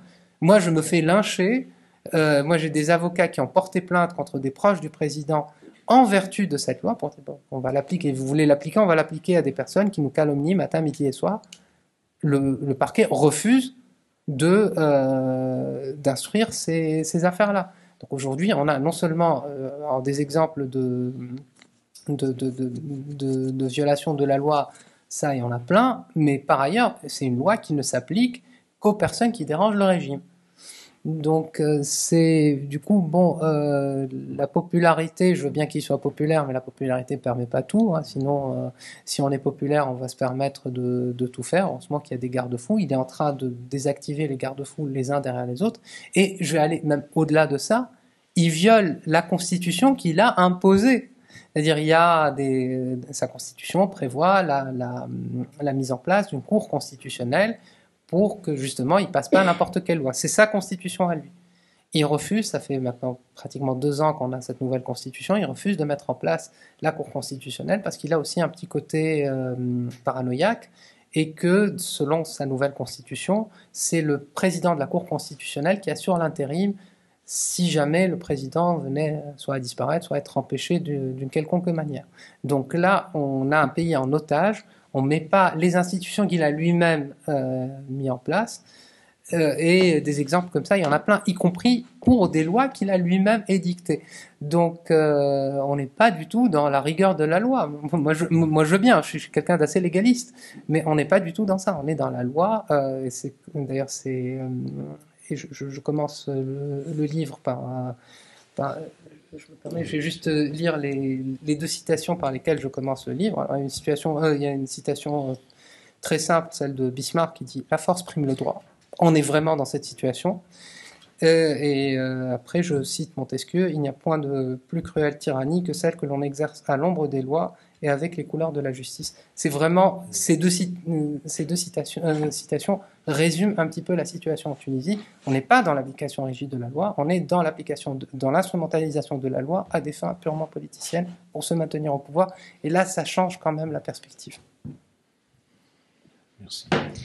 Merci beaucoup pour votre intervention. Je me demandais comment est-ce que, selon vous, ce populisme autoritaire se traduit sur le plan de la politique étrangère ? Alors, sur la politique étrangère, il y a les paroles et les actes. Dans les discours, on a un discours qui va être très souverainiste, très altermondialiste, qui va qui va critiquer, à raison, hein, c'est des discours dans lesquels je me retrouve, la domination du Nord sur le Sud, l'inégalité entre les pays. Mais sauf que dans les faits, la Tunisie reste arrimée à ses partenaires occidentaux. Sur la question, par exemple, sur la plainte de l'Afrique du Sud sur la Cour pénale internationale, on a un discours très virulent sur la question palestinienne. À ma connaissance, le seul chef d'État arabe qui parle de la Palestine historique qui devrait être,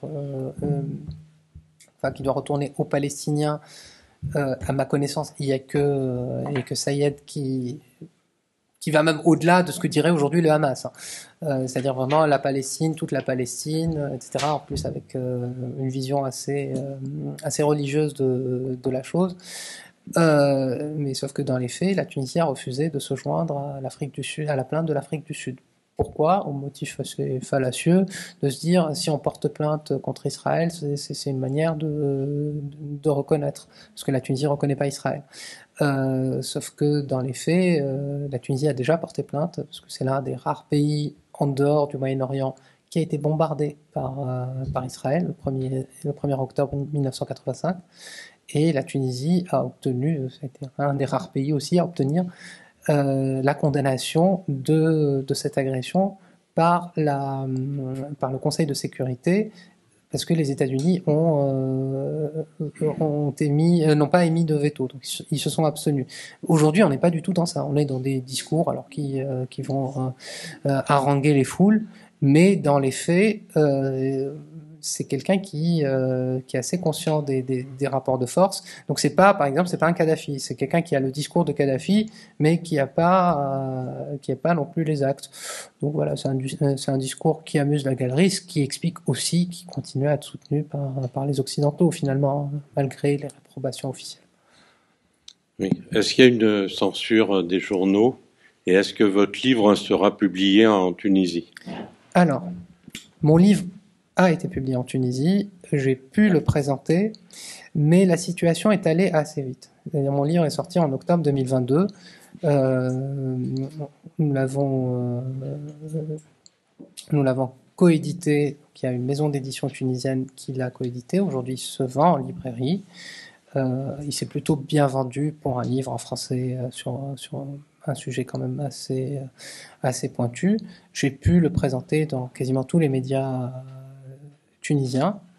Et la question qui revenait à chaque fois, c'était mais vous êtes l'antithèse de votre livre. La preuve, vous venez sur nos médias dire qu'il y a un régime autoritaire. Quelques mois après la sortie de mon livre, on a commencé à embastiller des personnes en usant de la loi antiterroriste. Ce qui fait qu'aujourd'hui, des magistrats et des avocats m'ont dit de ne plus rentrer en Tunisie. C'est-à-dire que je ne peux plus rentrer en Tunisie. Mon livre continue à se vendre. À la radio, vous pouvez écouter un discours aussi virulent, encore que je n'estime pas mon discours virulent, mais en tout cas, mes positions.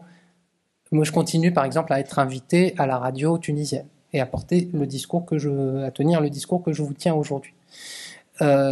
Mais ça se rétrécit de plus en plus. Il y a de moins en moins de médias qui parlent politique déjà, parce que pendant 10 ans, on a eu la politique matin, midi et soir. Donc, par exemple, à la télé, aujourd'hui, il y a une émission politique, voire deux, mais on parle de plein d'autres choses que de la politique. Beaucoup de médias, pour avoir la paix, ils invitent pas un porte-parole du régime, parce que le régime a très très peu de personnes qui portent vraiment sa parole, mais soi-disant pour faire l'équilibre, on invite des gens qui vont chanter les louanges du régime, expliquer si le régime dit cette bouteille est bleue, ils vont dire que c'est bleu. Si le régime change d'avis et dit elle est verte, le lendemain ils vont vous expliquer qu'elle est verte, sans qu'il n'ait vraiment véritablement de contact avec le régime. Donc on est dans une sorte d'entre-deux. Je donne des chiffres. En 2 ans, la Tunisie a perdu 49 places au classement RSF. On a des journalistes qui sont en prison aujourd'hui. On a plein de journalistes qui sont poursuivis en réalité pour avoir critiqué le régime. Alors, on dit que c'est des fake news, etc. Mais à la fin des fins, c'est ça.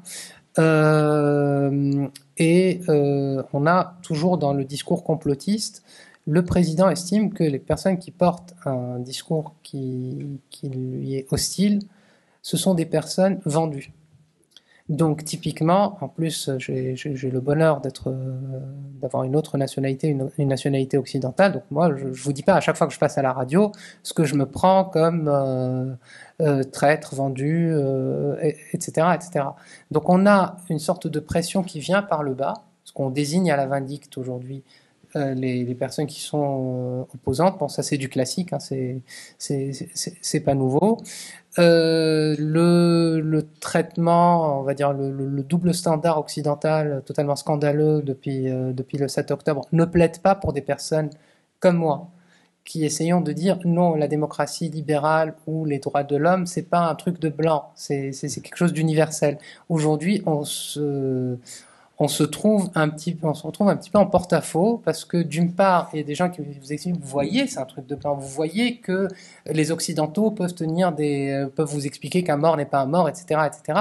Aujourd'hui, on est desservi par notamment ce qui se passe en Occident, par les positions occidentales, et par ailleurs, on passe toujours pour les vendus aux Occidentaux. Donc, je suis dans une situation qui est peu enviable.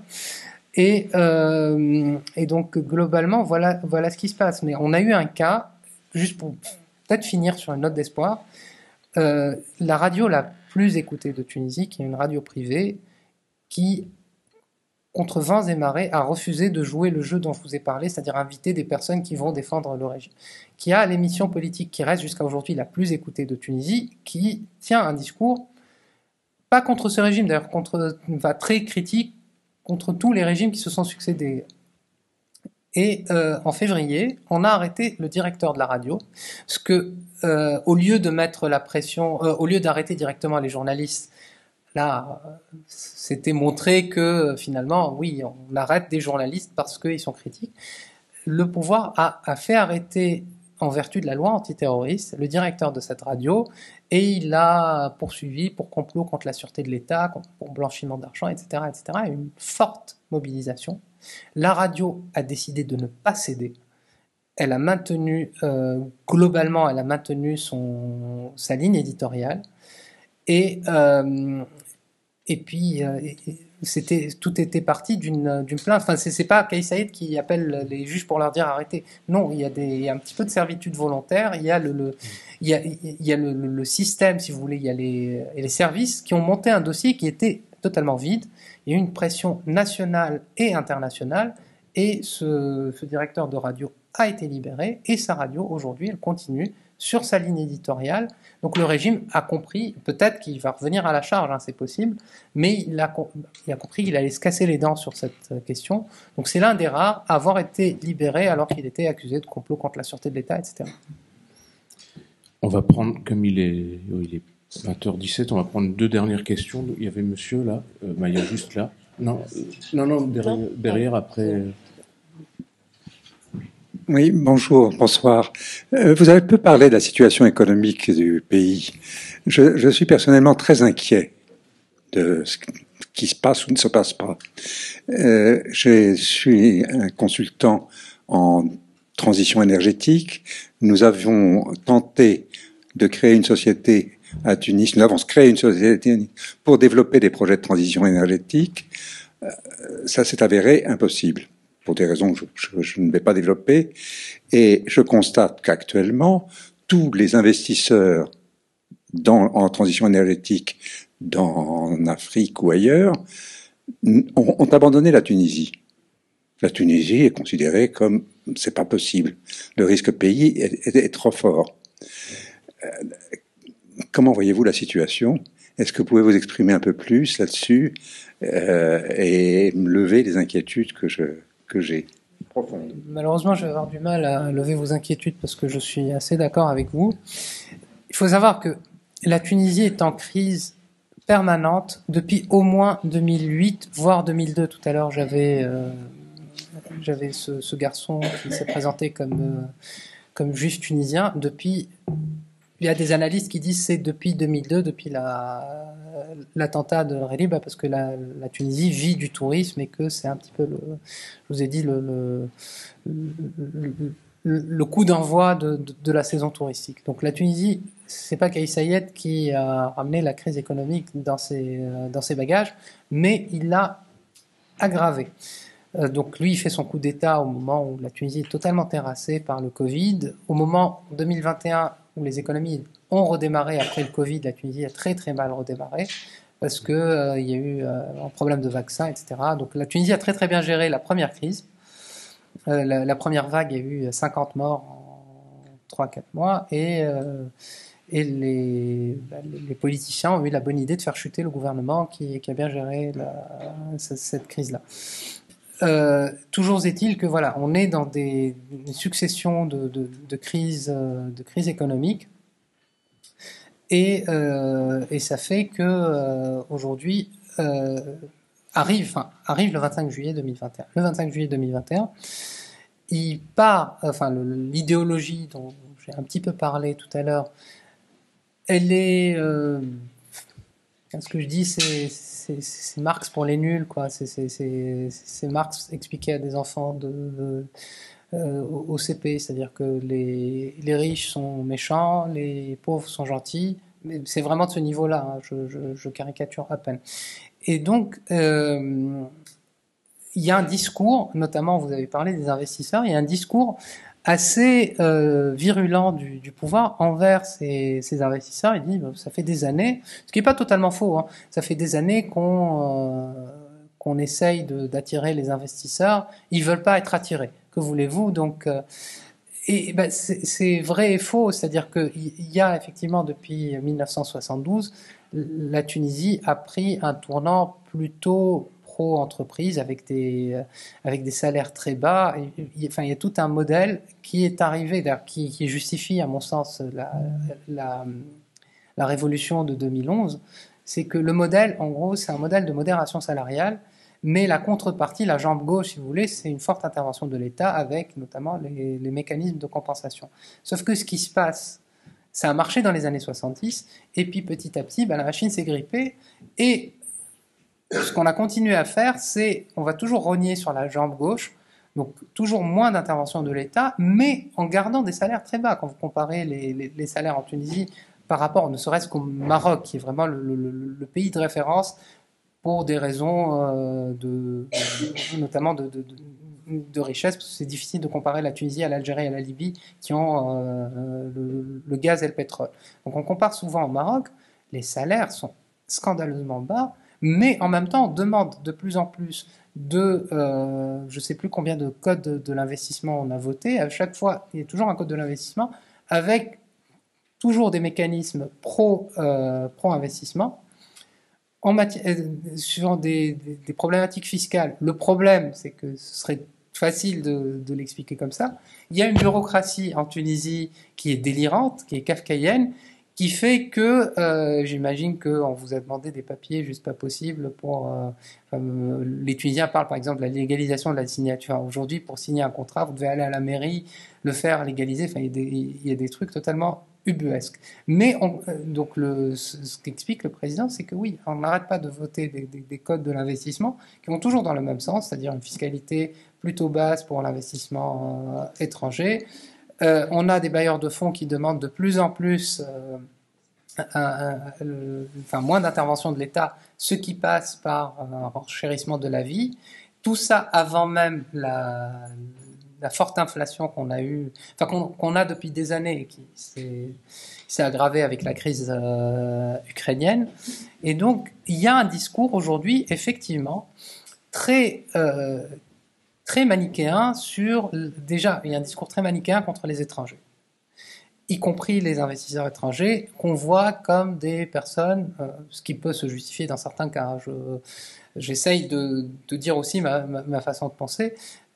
Et donc, on explique qu'en gros, tout investisseur étranger est là pour piller le pays, globalement, et donc, il faudrait transformer l'économie. Ça, c'est le projet de Kais Saied. Il s'en donne pas les moyens, mais transformer l'économie pour faire des petites entreprises très locales qui, elles, vont investir sur les matières premières, etc., monter des petits projets. Alors c'est un projet mais totalement utopique parce qu'on ne s'en donne pas les moyens. Hein.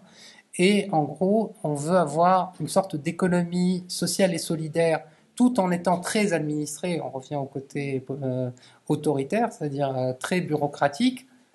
Mais mais on voudrait que ça touche. Enfin, l'objectif du président, c'est que l'économie devienne ça. Aujourd'hui, il parle de revenir sur les privatisations qu'il y a eu dans les années 90, de démanteler les cartels. Enfin, mais tout ça est très brouillon. Mais par contre, ce qui a un impact immédiat, c'est que aujourd'hui, le président a imaginé un mécanisme. Il l'a imaginé en 2012. Il était encore prof. Il y a eu un rapport effectué juste après la chute de Ben Ali sur la corruption en Tunisie. C'était un rapport qui n'était pas chiffré. L'idée, c'était de décrire les mécanismes pour expliquer ce que des politistes ont appelé à l'époque la kleptocratie, comment la famille de Ben Ali a mis en place un système de corruption généralisée. Et ce rapport n'a pas été chiffré, ce n'était pas le but. Il y a eu un ministre qui s'est cru intelligent, qui est venu après, qui s'est cru intelligent de balancer un chiffre totalement invérifiable, un chiffre de 13 milliards de dinars. Donc, Kais Saied a imaginé que ces 13 milliards de dinars allaient résoudre tous les problèmes de la Tunisie, donc de proposer une sorte d'amnistie aux hommes d'affaires pour récupérer cet argent et l'injecter dans l'économie.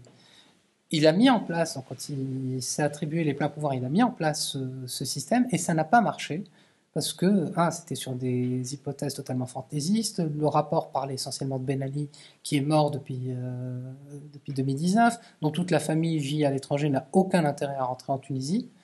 Donc, ils ont réussi, sur les 13 milliards, ils ont eu quelque chose comme 500 millions de dinars, enfin, une somme totalement risible. Donc, ce qui se passe actuellement, et là, je réponds à votre question, ce qui se passe actuellement, c'est qu'on est en train d'arrêter des hommes d'affaires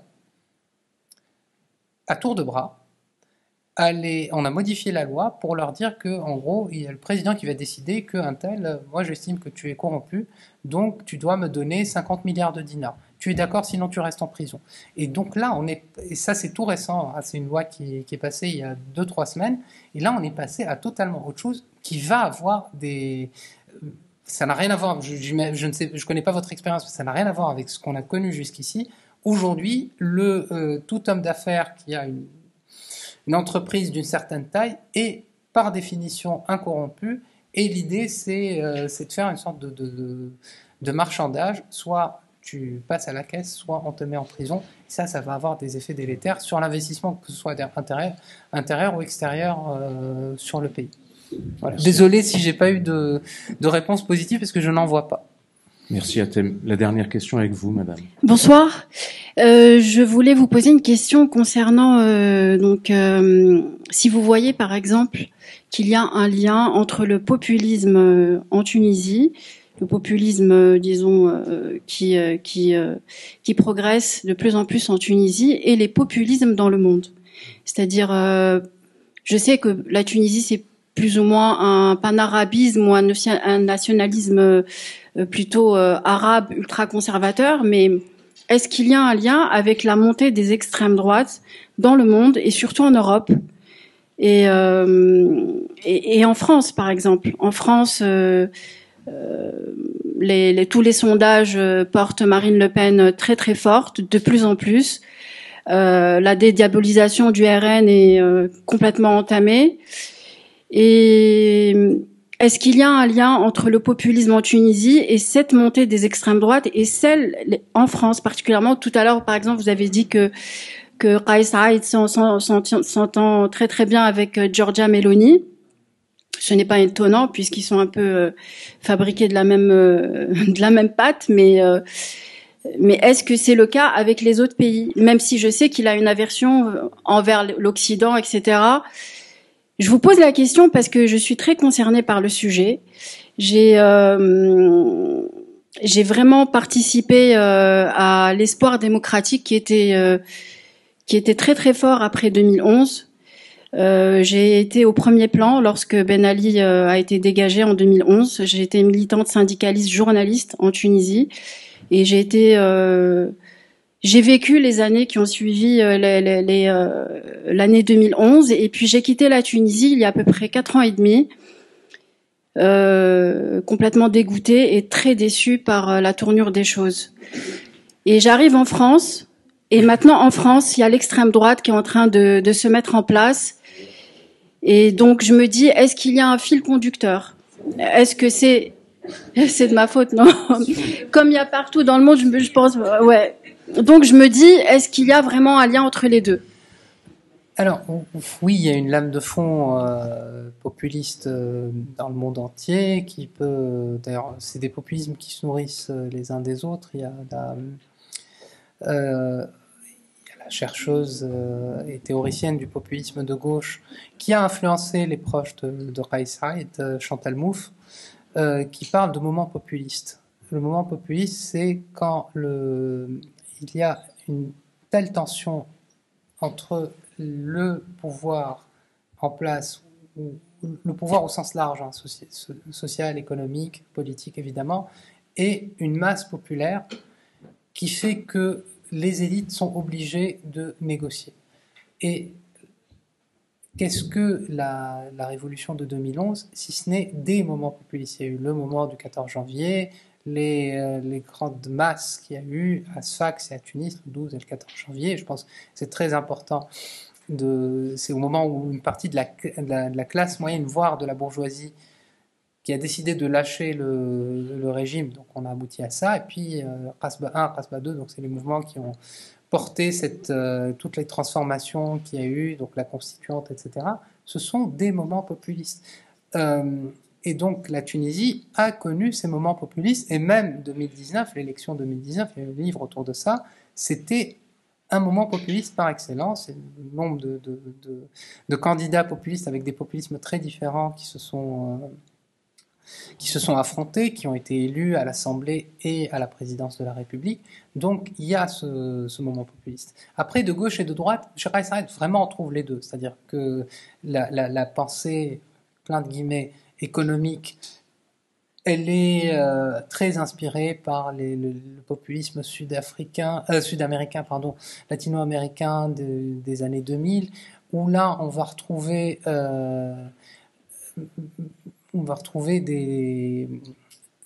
des ferments, des moteurs qui sont plutôt progressistes, c'est-à-dire c'est les indigènes qui vont exiger plus de respect, c'est une vision économique, on classerait plutôt à gauche, donc c'est sur on va dire un logiciel progressiste, tout en voyant dans ce logiciel progressiste des éléments conservateurs, quelqu'un comme Maduro, c'est quelqu'un qui va faire un signe de croix après George Bush, il y a le côté un petit peu messianique, etc. Donc il y a aussi un côté plus conservateur. Donc on va retrouver ça chez Kais Saied, et on va retrouver vraiment l'extrême droite dans la plus pure de ses traditions et dans le pire de ce qu'elle peut donner, à savoir la théorie du grand remplacement, où là, clairement, quand Kais Saied fait son discours, publie ce communiqué de la honte du 21 février 2023, le lendemain, il est applaudi, même pas par Marine Le Pen, il est applaudi par Éric Zemmour sur Twitter, qui dit, voilà... Même les Tunisiens ont compris le danger de l'immigration, ont compris qu'ils ne voulaient pas se faire remplacer. Et pour le dire de manière un petit peu brutale, si les bougnoules ont ouvert les yeux, vous les petits blancs, qu'est-ce que vous attendez? Donc on retrouve ça, et c'est des choses qui se nourrissent, parce qu'il y a eu des moments populistes plutôt progressistes. Je prends le mouvement des indignés, je prends les Occupy Wall Street. Ce sont des conséquences de 2011, c'est-à-dire c'est allé dans ce sens. Et il y a eu la chute de Ben Ali, puis la contagion qui a atteint l'Espagne et très vite New York, ça n'a pas duré longtemps, mais oui, il y a une lame de fond populiste certaine, et ça vient de pas mal de choses. Hier, j'écoutais quelqu'un à la radio qui a fait remarquer que il y a aussi ça a à voir avec la baisse générale du niveau. Il faut savoir que dans certaines là on parle même pas de personnes on parle de personnes totalement analphabètes. Dans certaines régions, il y en a jusqu'à 30%. Quand on se dit que la Tunisie s'enorgueillit d'avoir mis en place un système éducatif sous Bourguiba, etc., on a des choses horribles. On a des décrochages scolaires. On a l'émergence des réseaux sociaux qui donnent aussi du lien à tout ça. C'est-à-dire une théorie du complot est beaucoup plus facile aujourd'hui avec les réseaux sociaux, avec ce qu'on appelle les bulles de confirmation, les bulles cognitives. Tout ça plaide pour plus de populisme. Et en général, mais ça c'est, disons que c'est une règle que je développe et que je vous propose, en général, quand il y a malheureusement une bataille entre la gauche et la droite, y compris entre le populisme de gauche et le populisme de droite, c'est toujours la droite qui triomphe. Ça c'est le cours des choses. Donc on aura plus de populisme, mais même pas du populisme de gauche, on va plus faire du populisme toujours de droite, parce que les populistes qui sont arrivés au pouvoir, on va retrouver chez eux des éléments qui peuvent paraître progressistes, mais prenez le cas d'Orban, prenez le cas d'Erdogan, etc. Bah, c'est un populisme qui est très soluble dans le néolibéralisme. Donc on s'attaque très rarement à des structures foncièrement de gauche, la seule exception étant effectivement l'Amérique du Sud, mais aussi avec le boomerang qu'il y a eu après. Merci. Non, Ania, je ne sais pas si tu veux dire un dernier mot, parce qu'il est voilà. Après, je vous conseille, voilà, vous pouvez faire l'acquisition du livre derrière vous au fond de la salle. Merci beaucoup, Athènes. Merci beaucoup. Merci, Athènes.